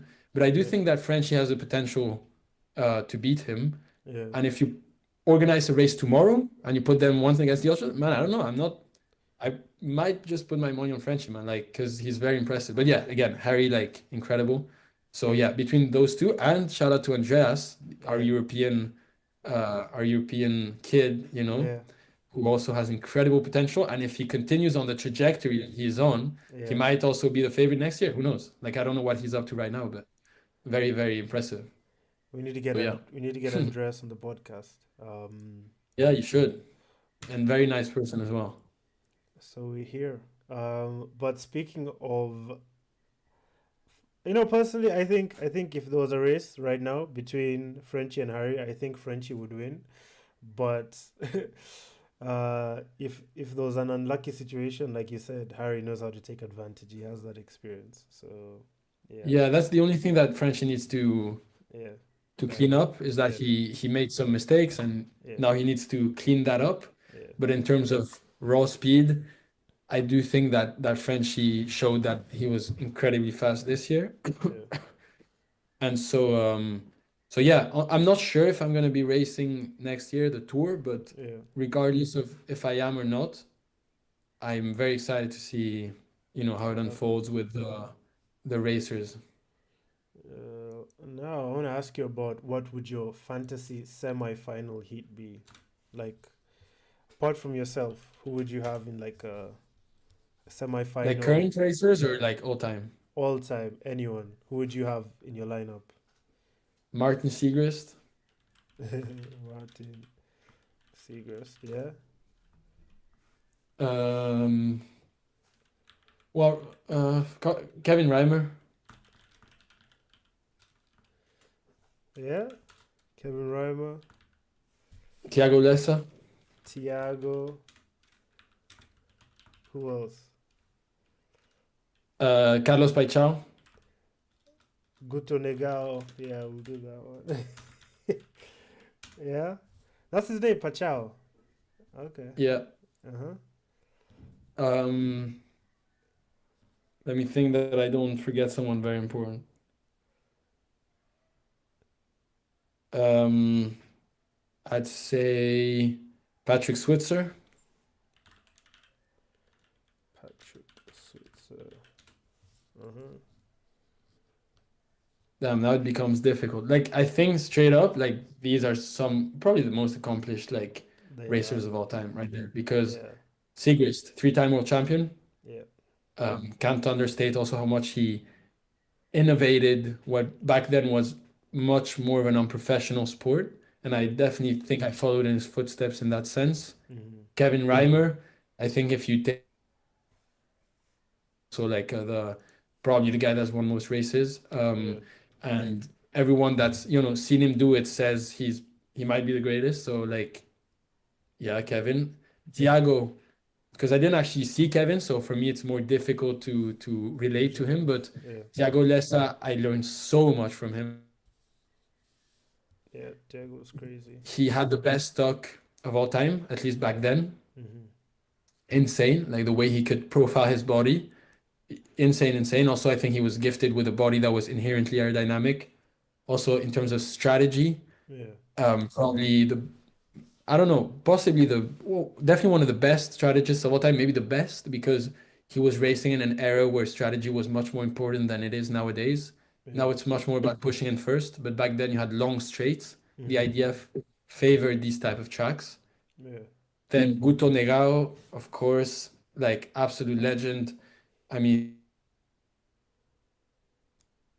there was like a lot of federations at that point, yeah, but one of the definitely the best ever. I think something very underestimated with Guto is his technique, because he yeah, weighed a lot and yet he was still faster than everyone in corners. His technique was like absolutely incredible yeah, for like back then. And I think like if you put all these people in their peak together, honestly, maybe I would put Negao as a favorite. Patrick Switzer, do I even need to say, man? Like yeah, shout out to Patrick, because when I skate with him, even nowadays, yeah, like he's one of the few people that sometimes following him, he'll put me in a situation where I'll be like, oof, like, Yeah. are we good? Like, he's Yeah. so sandy, bro. Like, he's very courageous and very sandy. And he's also a model for like how to age well within Yeah. downhill skateboarding. Like, he still skates so well, like at his age, being now an OG. And then let me put two more who are like probably uh like my, who have been maybe my main rivals of my generation, which is Harry and Dane, I think. Dane Hanna. Yeah. In like, well, first Harry, like, I mean, we already spoke about him right now, but incredible skater, incredible racer, one of the most Yeah. committed people I've ever seen in terms of racing. Yeah. Like, it is his life mission, man, and I respect him so much for it. I mean, the also like Harry has been unlucky in the sense that he, just as me, to be honest, like Hmm. we grew up, but even him, maybe even more in the golden era of Yeah. skating. And then when he reached his peak, like kind of like went downhill a little bit. So like the fact that he is still so committed, even though we've had some pretty difficult years in terms of event organization, in terms of having a good world tour, in terms of having no financial assistance and all that stuff, Yeah. like big respect. And that's just talking about him as a person, because like him as a skater, I think his races have speaking for themselves. And then Dane, Dane. that's Yeah. honestly my only one of my like also other regrets in my career is that I didn't get to race Dane almost at all. Yeah. Like very few times and never on really like technical or like hills that I would have liked to challenge him, on a technical level and stuff. Yeah. So, but exceptional like all around. I'm sure that regardless of the hill that we would have raced on, he would have been a very good challenge and Yeah. a fun race to have. So yeah, that's my Fantasy. top eight like racers in general. Nice. But now, because we're a bit short on time, we're gonna go through some questions a bit quickly. So, what win means the most to you? The what? Sorry? What win? What race did you I would win? win. Yeah. Uh, Well, Cappadocia, the Yeah. World Championship, because it was my dream, like straight up dream Yeah. achieved, which is there's a before and after in your life once achieved one of your Hmm. uh main dreams. I think everyone has a few of them, and that was definitely like it was huge for me. I mean, imagine like 8 years of working Yeah.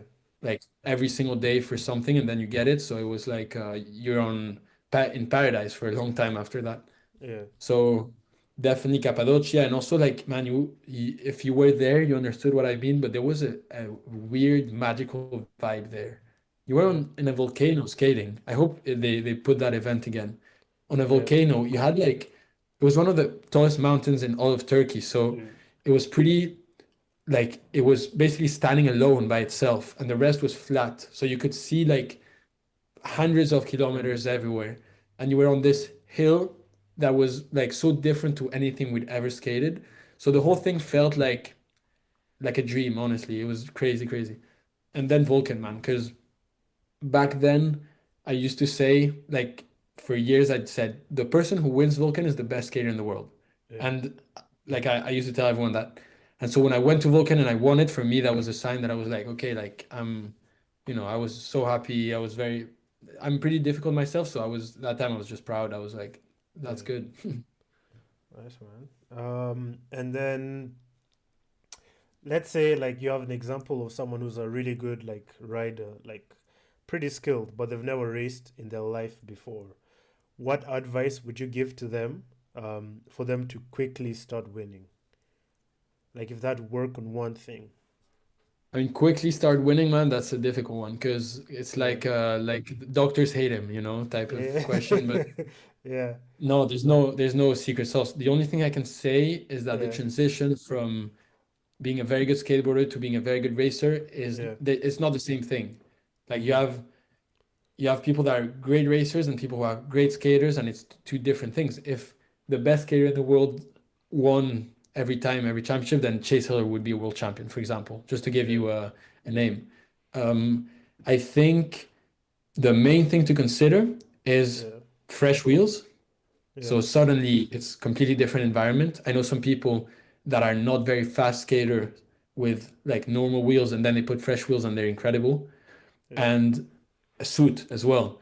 So like if you want to be a good racer, you need to skate in a suit very often, something that I personally, it's not my favorite thing, having to suit up and you feel a bit less like your mobility is not as good and stuff. Yeah. So yeah, those two things. Put on fresh wheels, try to get a wheel sponsor ideally with the prices of wheels nowadays, Yeah. and put on a suit and try to just go as fast as you can. And then also try to think about it. Think about like imaginary like skate like racing Scenarios. scenario. Visualize. What would I Yeah. do if I had this guy behind me? What would I do if I man my few years racing that was like 24/7 in my head was like I was in a race. So yeah, I would say those three things are the principal. All right. We got a couple questions from the chat. We have one. Sorry, Matt, I'm only going to pick one of your questions. How do you stay motivated to get back on board after breaking a bone? Does it change the way you approach racing, or do you just send it like before? Yeah. Uh, how do you stay motivated? I think, there's a saying that says like you come back stronger. And I think Yeah. that's true because you have so much time to think about it, to Mm-hmm. get rid of your bad habits, certain things that you couldn't remove from your skating that you knew were not ideal. And then when you come back, you can actually change those things. And yeah, it just it takes you like away from, the immediacy of doing things every day and just gives you the big picture. And then you can like kind of like strategize on how to be the best of yourself once you're back. So I think I actually kind of enjoyed being broken up from time to time. Yeah. Yeah, because you're just like, you're Change. so excited to skate again and then you're Yeah. so fucking stoked. So yeah, I would say that's how you should take it. All right. So now we have a couple more fine questions. We're gonna blast through these, so try to answer as quick as you can. So, uh, also, guys, I know there's a bunch of people who sent in questions on Instagram. We've answered some of them already, like throughout the podcast, so we can't go through all of them. So I'll just pick like things we've Yeah. missed. What led you to use the strange configuration of screws plus half torque block that you have on your board? Uh, I always try to keep things minimalistic, Yeah, and the full torque block didn't feel necessary because I'm just using the torque block when I'm doing a heel side tuck lean. So yeah, I just need it for my heel there. And the screws is because that way you can be confident not being in monkey toe. So having the foot properly inside of the board. Although I do have to say I recommend screws that are not pointy, more like round screws, because that gives you grip, but it's not going to ruin your soles. Because if you ruin your soles, then it's going to be good for one day, but then it's already ruined. Then your soles are fucked, so it's not going to give you grip. all right. That's interesting. I'm gonna try your recommendation as well. Um, what size shoe do you wear, and will I be a better skater if I have the same size shoe as you? Is it, do you know if he's American or? Is American. Well, he's a 10.5 from Adidas. I wear the Taishons. And Nice. what I recommend, like, of course, it's a bit of a joke question, but what I do recommend though is that Yeah, you pick some shoes that really like hold your feet properly. And if you look at the Taishons, yeah, 8 lace inlets. So that holds your foot pretty good. Whereas if you wear some like, for example, some Vans or something, they have way less. So your foot is kind of like it's very tight in one place and then it's like loose in another. So yeah. yeah, do think about these things. It makes a difference. All right. Next question. Who's the most kissable skater in downhill right now? Damn, good question. Who's the most kissable skater?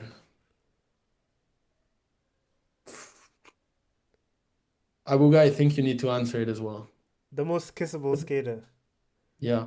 So it's very easy for me. So obviously no Harry. I Yeah, can't choose Carlotti or Ambras because as I said, it's already too late. it's already too late. Uh, Ah, the most kissable skater. for Oh me, man, it's probably Greg. Have you seen that look, bro? Have you seen yeah, the Greg. swag that he always carries with him? Greg is You pretty know how good. we call him the Trap Prince because he's always listening to trap. I want that name to become Trap, Trap transfer as Prince. well. Yeah, yeah. Who's your pick?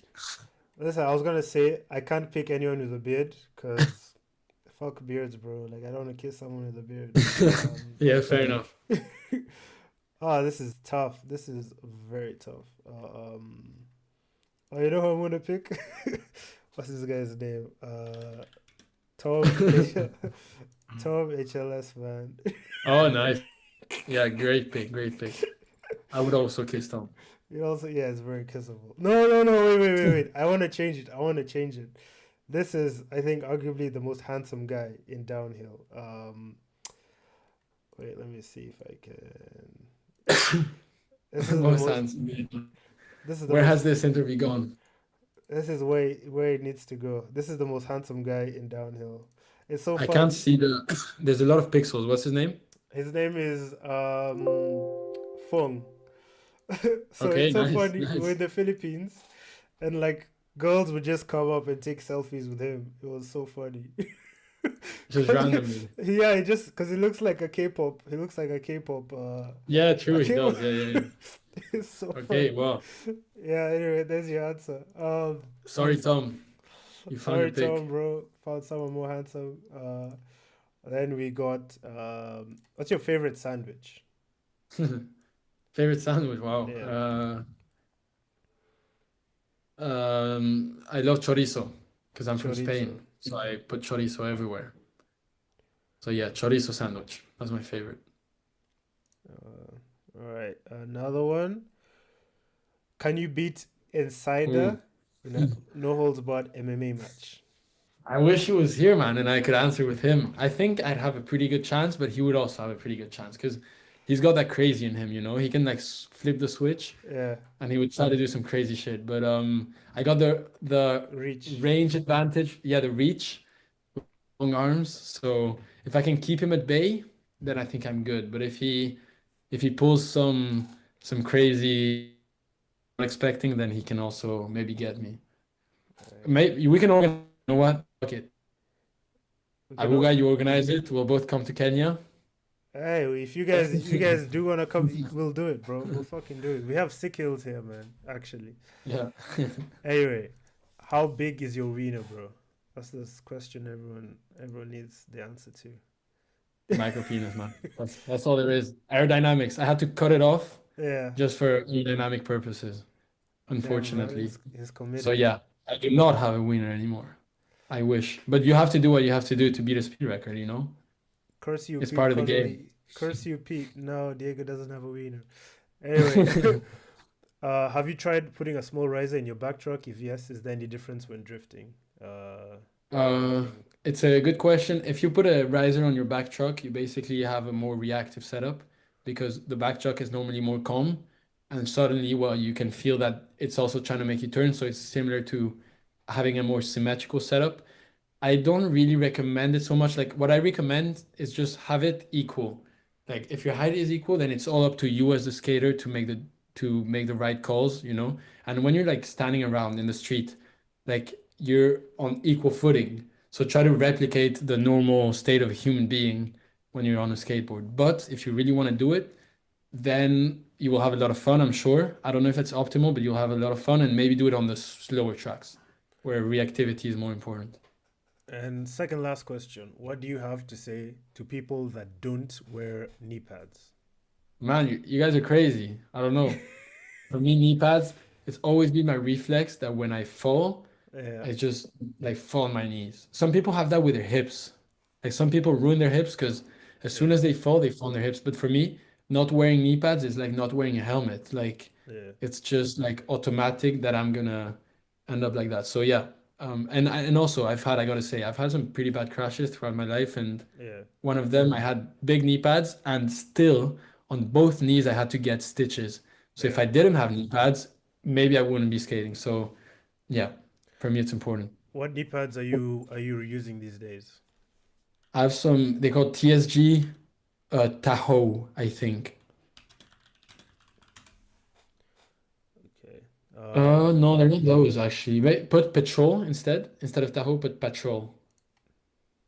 Let me see. They're pretty old now. Well, they look like those to the right. You see that have a bit of hard shell? Yeah, all these. Yeah, exactly. These, yeah, they're I great. I Amazing. I have the same. And final Like, question: do you have a skating slash race day playlist on Spotify? no, I don't. I can try to make one though. But my music taste is very varied, so it's always Dude, different. Last dude, year, yeah, my second championship, I was listening to Tupac all the fucking time. I don't know what got yeah, into me, man, but it was Tupac, Tupac, Tupac. But yeah, it yeah. was good to get motivated, so I recommend that. All right. So I think that's it. We're gonna let you go, but for sure, we definitely want to have you back when you can say more about like the speed stuff. And Yeah. I don't know. We'll see. We'll see what people have to say. Is there anyone you'd like to see on the podcast next? On the podcast, Yeah. who I would like to see on the podcast. Let me think for a second. You have some pretty good, a pretty nice list. Well, man, a Snyder, honestly. Have a Snyder. Snyder. All But the right. problem is, like, there's a bit of a translation thing. He does, like, speaks English, though, and Yeah. there's so much to share, like, from the Colombian community. Look, I'll give you, like, just a little bit of a teaser. Yeah. When Greg went to Colombia, Yeah. Greg is used to the Swiss skating, right? So, like, we have walkie-talkies, we have, like, our ways to close the roads and stuff. He would go to a spot with a Snyder, Yeah. and there would be all the locals, all the Colombians, like waiting around. A Snyder would go on the side of the spot. He would put his ear out to the forest, wait 15 seconds, and be like, "Okay, we can go." He Fuck, was man. like, and then they were Yeah. skating, and Yeah. suddenly he would hear the whistling, and that's when he knew a car would come. The whole pack relied on hearing a Snyder whistle. He can whistle really hard, like, yeah. That's Man, like fucked. there's so many such interesting stories that we don't really hear about. Like, Yeah. so I recommend, yeah, for sure you interview him or Anderson. Anderson, maybe have them both at the same time. Anderson is one of my really good friends from also Colombia who is here in Mallorca. Like he's also part of the short film I'm making. But and Maldonado. yeah, yeah, Alright. underrated skater. So if you can have them on there, like the little brother and the big brother, Yeah. that would be a good podcast. Alright. I'll see. I'll see what I can do. I'll DM him. Let me DM him now. Yeah, Yeah, cool. man. If you have anything you want to speak about, like I Yeah. still have, because I told you like I was going somewhere, but I got 25 minutes, so like I'm chilling. Just so you know, you don't need to end the Oh, podcast for me, but this is another it's at 25 30 that I minutes. need to go. Yeah, it's at 30 that Ah, I gotta go. dude, I was rushing. Okay, wait. So we got another Yeah, 25 because I minutes. thought it's weird because he told me like we're gonna be tight on time, and then so like if you wanna just keep going for a bit, there's no problem. Alright, let me send this. All right, so there's what did I miss? So a couple of things I did miss. Did Zach recommend me to get on the podcast? Yeah, Zach recommended you, Oh, so cool. Well, thanks, yeah, Zach. that's why I reached out again. Yeah, so how would you grow longboarding in your opinion? Um, Good question. Grow longboarding, it's a bit complicated, right? Because yeah, on the one hand, we want to share this incredible sport and this incredible yeah, passion with other people outside of our community. But yeah. on the other hand, it's a bit difficult to bring a kid Mm-hmm. to go down on skateboarding on open roads, you know? That's true. So we're a bit in a weird situation. That's why I generally say that it's nice. It would be nice if we had a community that's more based around free riding and then have like the extreme sport people do the downhill skating. So because we already have the downhill skating in terms of like pure speed, but Yeah, what we're missing for some reason nowadays is the chill free riding that we used to have back then when you watch the loaded videos of people just having fun in their like pretty yeah. mellow spots of doing like little stand-ups and stuff, you know? That's It kind true. of got so extreme nowadays, and I think that's a bit of a problem.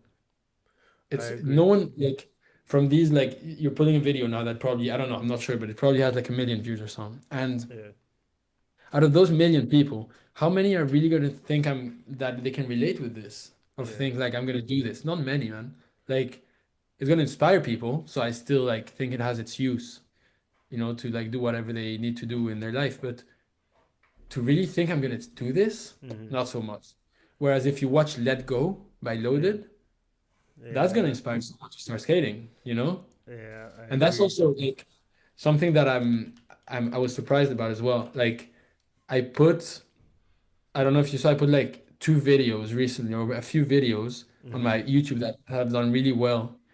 And they're like long videos, like 15-minute videos, something that I thought, that people stopped doing re normally because now it's all short form content, Yeah, like getting, reactions quickly and stuff. But really, people enjoy going through a journey with you, like from the yeah, top of the hill to the bottom of the hill. And you put some nice music, you get people, enjoying. Yeah, like I have comments of people being like, wow, like I didn't, I never thought about skateboarding and I watched 11 minutes, yeah, with my mouth wide open. So I recommend also that people start exploring this content a bit more nowadays. mm-hmm. Trust that people actually want to see what you're doing, or even Yeah. like something like them, like the short film, to try to create a connection that isn't just like reels and stuff. I will say I really enjoyed your downhill challenge video.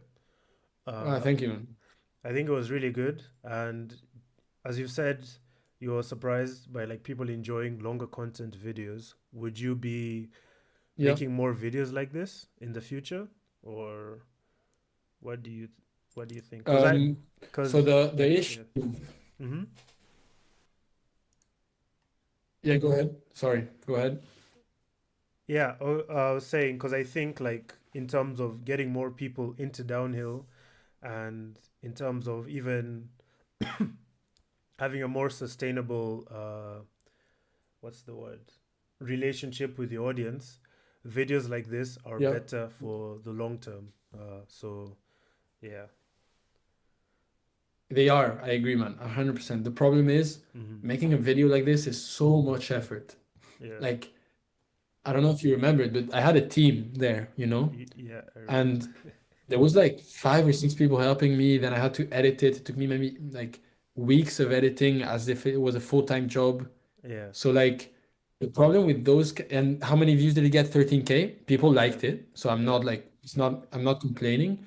But then you make a little reel on Instagram and you get like 5 million views. And so like it's a bit difficult Yeah. to justify the effort that you're putting in, because at the end of the day, you also kind of got to make a living if you're a professional Yeah. out of this.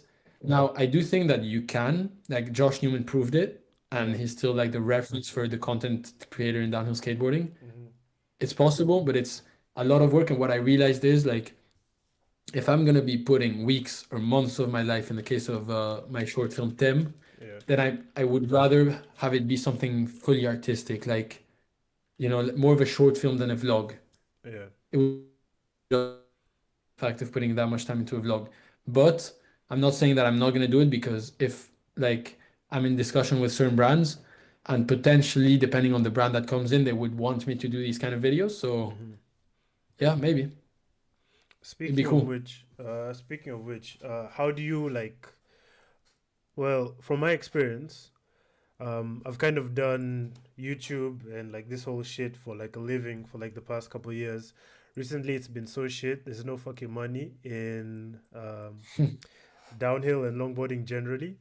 But the only reason I've been able to do it is because I live in Kenya. I live at home. A few dollars goes Yeah, like a long way here. But yeah, how do you make a living, and have you made how have you balanced it so that it's sustainable for you? yeah. So racing doesn't give you a lot of money, as you can imagine. You Yeah, lose a lot of money really. In yeah, my situation, I was a bit luckier because the Spanish government yeah, does give rewards for like championships and stuff. So yeah, I did get money from the government after my results. So like they'll give you what they would call a grant so that you can keep going. yeah, It's not huge amounts. Don't think that this is financing me, but it did yeah, help. yeah, Um, and then the main thing is social media. There's no secret. It's really the way to make a living out of this because brands will yeah, pay you per reel. So like for example, you yeah. have a clothing brand that says, I'll pay you this amount, depending on your followers in general, Mm-hmm, um, to make a reel with my clothing brand. Or you'll have a brand give you a contract mm-hmm, throughout a year where you have to do three, four, five, or up to 12 one a month, and then they'll pay you per reel. Now the problem is like I don't know, man. Like like it's you need a certain set of circumstances. Like I don't know what the hills in Kenya are like to Yeah. make these kind of reels, for example. Hmm. Like I'm pretty lucky that I lived in Lausanne, especially where Yeah. I'm next to the Swiss passes, so it's very good for viral potential. Um, I mean, so yeah, I'm not sure how yeah. realistic it is like, to Yeah. preach it, but I think people would just like an answer generally, just to see how you're able to make it happen. well, yeah, it's just that literally, just Yeah. like brands Yeah. like that will pay you like certain salaries and stuff. Because at the end of the day, man, like it's crazy when you think about it, like that you Yeah. can like me Hmm. and a few others for sure. Yeah. I can pretty much like if I'm given a certain amount of money, I Hmm. know that I can make a reel that's gonna get 1 million views, like pretty much because like I know which hills Yeah. are gonna attract. Damn, that cut off. As you said, the secret sauce, which there's no secret, very fast, beautiful, and so for a brand, it's very attractive, man. Like, there's not a Hmm. lot of industries that are as visual as downhill skateboarding, Yeah. where you can like get this viral potential, but you have to know how do you say to use it, you know? Yeah. Because we have, because the issue that I run into is we do have like some decent hills here. The Yeah. problem is the community surrounding it. So it's like um, it's hard for us to use walkie-talkies because it's just one car, my car, Okay. my car, and like a couple people inside it. It's hard to use walkie-talkies. It's hard to film because we have to get a specific person apart from me Yeah. to come and drive and film. It's expensive to get out there because like everyone else is pretty broke. So like getting the opportunities to get to like these roads is tricky, and like as you said, you need like for some certain types of content, you need like a whole team. So Yeah, just man. I'm lucky that in Europe there's a lot of those people, I guess. yeah, I guess if I was somewhere else, maybe the situation would be a bit different. But yeah, it's like I'm doing everything here, man. Like everything you've said, how hard it is to edit videos and shit, You know it. Yeah, you know it is better the than anyone, same. literally. It's the same shit. And then just putting together like how do you explain it? Like I don't know, man. Like it's a lot of work, and like people take it for granted. And I'm happy that you've Yeah. talked about it. But it's not just as easy as like, hey, we show up to a sport, we film something, No, and there's a lot that goes behind it. Yeah. yeah, there's a lot that So goes much. behind it. And So most of the time for not so much. yeah, you don't necessarily get like what you put into it in return. So yeah, No, you don't. It's just because you really love it. Maybe at some point you do. Like for yeah, us, like especially in Europe, it started to get there where we can like try yeah, to make a living from it and stuff. But and that's another thing, man, that I can comment on, which is quite curious, mm-hmm. is that you like it's people would normally see like racing as a more of a professional activity, so like almost a job, and Yeah, then video making as the fun part, right? Like yeah, open road skating with friends and stuff. No, it's the opposite. Like racing is the fun part. You yeah, you choose to partake in this activity that's not going to give you anything on a professional level in terms of like making a living from it. mm-hmm. But then the videos are actually the place where you can actually like create a career out of skating, which is it's so Yeah. weird, right? Like it's so different to any other sport, but yeah, that's the way it is for the moment. Hopefully it can change though. How would you want things to change? Like in your mind, how would if you could set it up to be perfect, how would it be? Like, I would mm-hmm, I would have a healthy first off, I would have a healthy, how do you call it, like grassroots scene. mm-hmm, So like every scene to be healthy, thriving, people, new generation starting to skate and stuff. That's really the main thing. After yeah, this, everything comes like have a healthy freeride scene. The racing will happen because the grassroots communities will start organizing these events and stuff. mm-hmm, It would be nice if there was an actual league, instead of I don't know, like how many this year there was maybe 5 people traveling the entire tour. yeah, Same thing a few years ago. Like there's just not many of us still dedicated to doing it. So it'd be nice if there was a bigger scene with people from each country getting paid, that can maybe make a living from it with a Mm-hmm. nicely televised. Because even now, man, like WDSC, I gotta praise them for certain things, but also there's a lot of problems also with the live with videos and stuff like this. The media Yeah. many times is not exactly where we want it to be. The live stream will cut in the middle of a qualifying lap. Yeah, Like my that's true. Turkey lap, Mm-hmm. I was in the middle of the run. I was a second down on Adrian. Yeah. I passed the line. I was 2 seconds up, but we didn't see my run, and I took like it was a really nice run. I Yeah, wish we we saw saw it, that, but man. Yeah, I don't know where I was, but I was watching that, and I was like, what the fuck happened? They yeah, rigged it's a it. shame, and it's like damn, like fuck, Yeah. like it was a pretty nice. Yeah. So I don't like if I think about my runs, man. Like Yeah. once I'm done with this, I don't have a lot to show in terms of like specific runs. Like we had Cappadocia,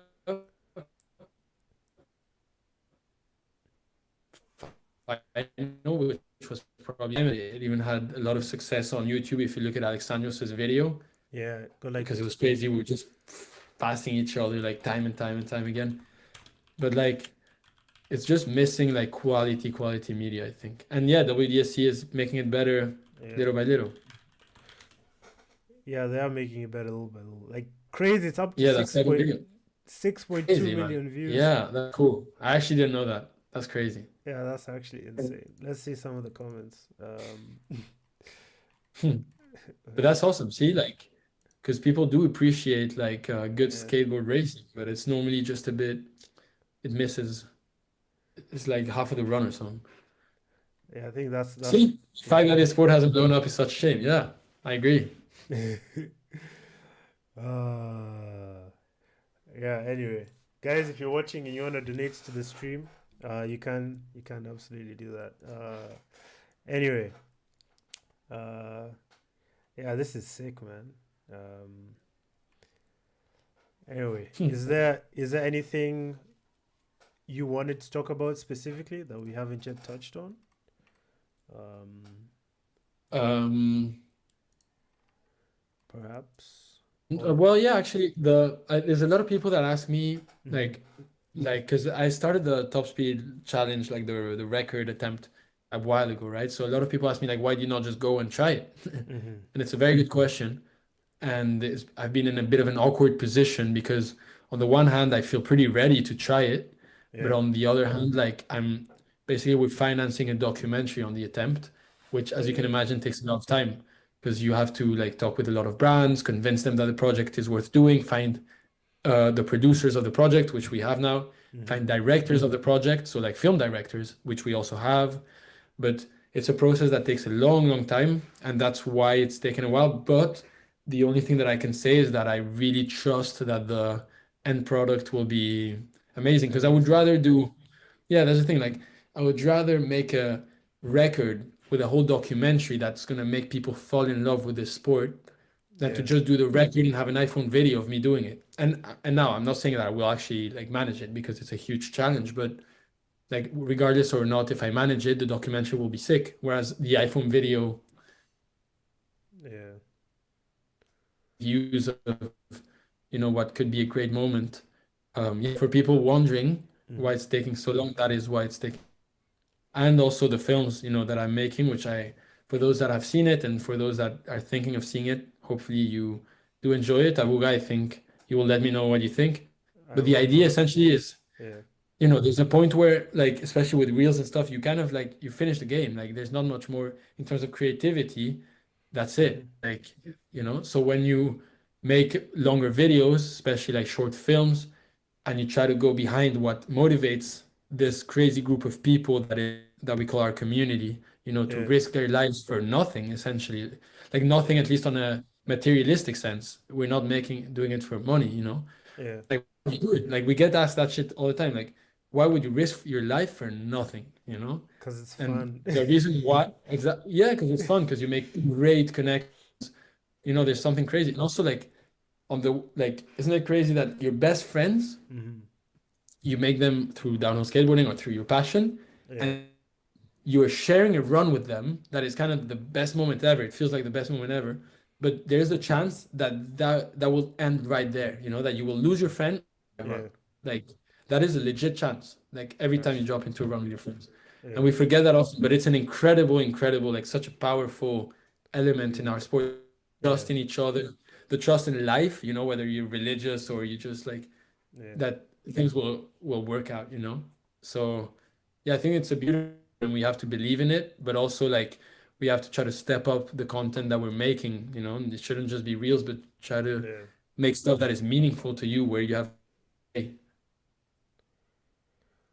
So, for speaking about content, so you've told us that you're planning a video with Snyder and Maldonado. Is there yeah. anything else we can look forward to for 2025 in terms of long-term content, long-form content? Well, to just give some context around the video with Snyder, the Yeah. title for now is Yeah. called Que la locura no se pierda, Yeah. which means Yeah. You're gonna have to repeat be that. lost. You're gonna have to And repeat that's that an again. actual phrase that You're gonna Snyder dropped, very poetic. you're gonna have to Um, repeat it one and more the time. idea is that when I saw that video, did it cut off? Yeah, it cut off. You're gonna have to repeat it. The title of the video. Uh, Can you hear me now? yeah, I can hear you. Okay, so que la locura no se pierda. It means so that madness not be no, may the madness not be lost. May the So madness not like be lost. Yeah. yeah, may madness not be lost. So like the idea is that when I saw that video, like the Hmm. highway, I was like, what type of person does this? You know? And Yeah. it's essentially a way to answer this. Like, what type of person drops a highway, a busy highway at night on Yeah. a skateboard doing Yeah. 100 kilometers an hour? And that is, there's a few of us that would do this. But Yeah. what kind of person when starts Uh, fucking crazy storm starts happening, gets into talk even faster. Like I'm gonna go even faster now and yeah. passing even more motorcycles, start sliding stand up without having tested or like the whole thing was so surreal that I was Yeah. like, I gotta meet this guy. I gotta Yeah. like get to the end of like what drives him, what his fears are, you know, Yeah. what is someone like this afraid of? What his like dreams are, what does this guy dream about? You know, all this and also, like, does someone like this value life? Yeah. Like, or does he not value life? Because some people would say he's suicidal. But Yeah. then some other people, especially like us, would say, no, he's suicidal. He values life way more than you can imagine. And that's Yeah. why he's doing this, you know, because That's true. he loves it so much. He has to live it. So there's so much to explore. So yeah, that's my main project right now. All right. Well, looking forward to it. Um. Okay, but before we release you, you've given me homework. I'm gonna go watch Tem. I'm also gonna watch What? some. Yeah, homework. Yeah, you've given me homework. I'm gonna watch Perfect Days, Tem, and The Holy Mountain. not the Holy Mountain. We're gonna start with El Topo, then we're gonna work our Wait, let me way. think of another one though, because I feel like I could give you another one. All right, go for it. Look, this documentarist that I think all downhill skateboarders should watch called Werner Herzog. He's Yeah, he's this German like that did like a lot of documentaries around people that are essentially a bit like us, like yeah. extreme sports or like weird people with a weird dream. And I really recommend him. I think like it resonates pretty easily with Well, the type of people in our community. So yeah, and that's is probably my big well, like personally when I make films. So yeah. so what should I watch from Warner? Uh, Which one? yeah, which video? What should we what should we Uh, start with? the maybe you can watch fuck, I don't know where to start with him. Well, his maybe you could try Fitzcarraldo. It's a film that he made in the jungle. He was living in the jungle for months with his crew. Yeah, I've heard And yeah, this one. I've heard about And it. I've heard about this movie, it's but I've crazy, never bro. seen And it. Yeah, he had a dream that he would like to make a boat pass through a mountain, like above yeah, a mountain. yeah, And when he pitched the project to like investors, everyone was like, "Yeah, let's do it. We'll get you like the best actors, everything, and we'll construct a little set in our studio in Los Angeles." And it's like, "No, we're going to the jungle. We're getting a steamboat. We're like gonna pay some indigenous people to be part of the crew and to pull the thing. Like they Up the actually like mountain. built Yeah, it out of wood and you know cords and stuff. And he actually did it. And the funny thing is the making of the film yeah, became more famous than itself because it's just as crazy. It won an yeah. Oscar. Just like having to cut off legs because serpents bit them. There was an indigenous war between different tribes. Like, but stuff like this that it's like I think it's Yeah. more down our alley, you know, like of like Insane people. thing. So yeah, watch that film for sure. And anything from him is worth it. All right. And then I'm gonna give you some homework. So, Yeah, fuck it. I'll send you the links for this. Let me see. So I'm gonna recommend our latest, or yeah, our latest edit, which is the Road to El Dorado, which is just Awesome. me No, and actually seen it. yeah, me and Julian. It's just like an edit of some of the spots. I'll send you the link. Nice. Yeah. And then also my documentary, filmed by my friend, for her like her university project. Okay. It's nothing that crazy, but apparently it's quite nice. So Nice. yeah, All on 20 minutes. Cool. yeah, only 20 minutes. Thank you, So man. I didn't actually know about this documentary, so I'm excited to see it. yeah, hopefully you enjoy it, man. Let you know, yeah. I'll let you know. All right, thanks, man. Thanks again for making time for this interview, and hopefully we can have another one once you're done breaking the speed record, or to talk Yeah, about thank you. your latest film. So yeah, man. Yeah, Yeah, awesome. I'm already excited. likewise, You just hit me up and we yeah, do it again. yeah, man. Thanks Cool. as well, everyone, for joining. Yeah, man. Peace. Perfect. We're gonna let Thank you very Diego go. much. Yeah, I'm gonna let Yeah, Diego go, and yeah. Cheers, guys. goodbye. Thank you, everyone. See ya. Oh, I have to pee so bad. But yeah, thanks everyone for watching. That was fucking sick. Let me know what you guys thought about the episode in the comments. I'm gonna switch off the thing now. I tried to flow a little bit more with like some of the questions we ask, so hopefully it was a little bit better now. Don't DM me on Instagram with feedback. Comment below so the algorithm props the video up. So yeah, thanks everyone for watching. Catch you next time. Bisous.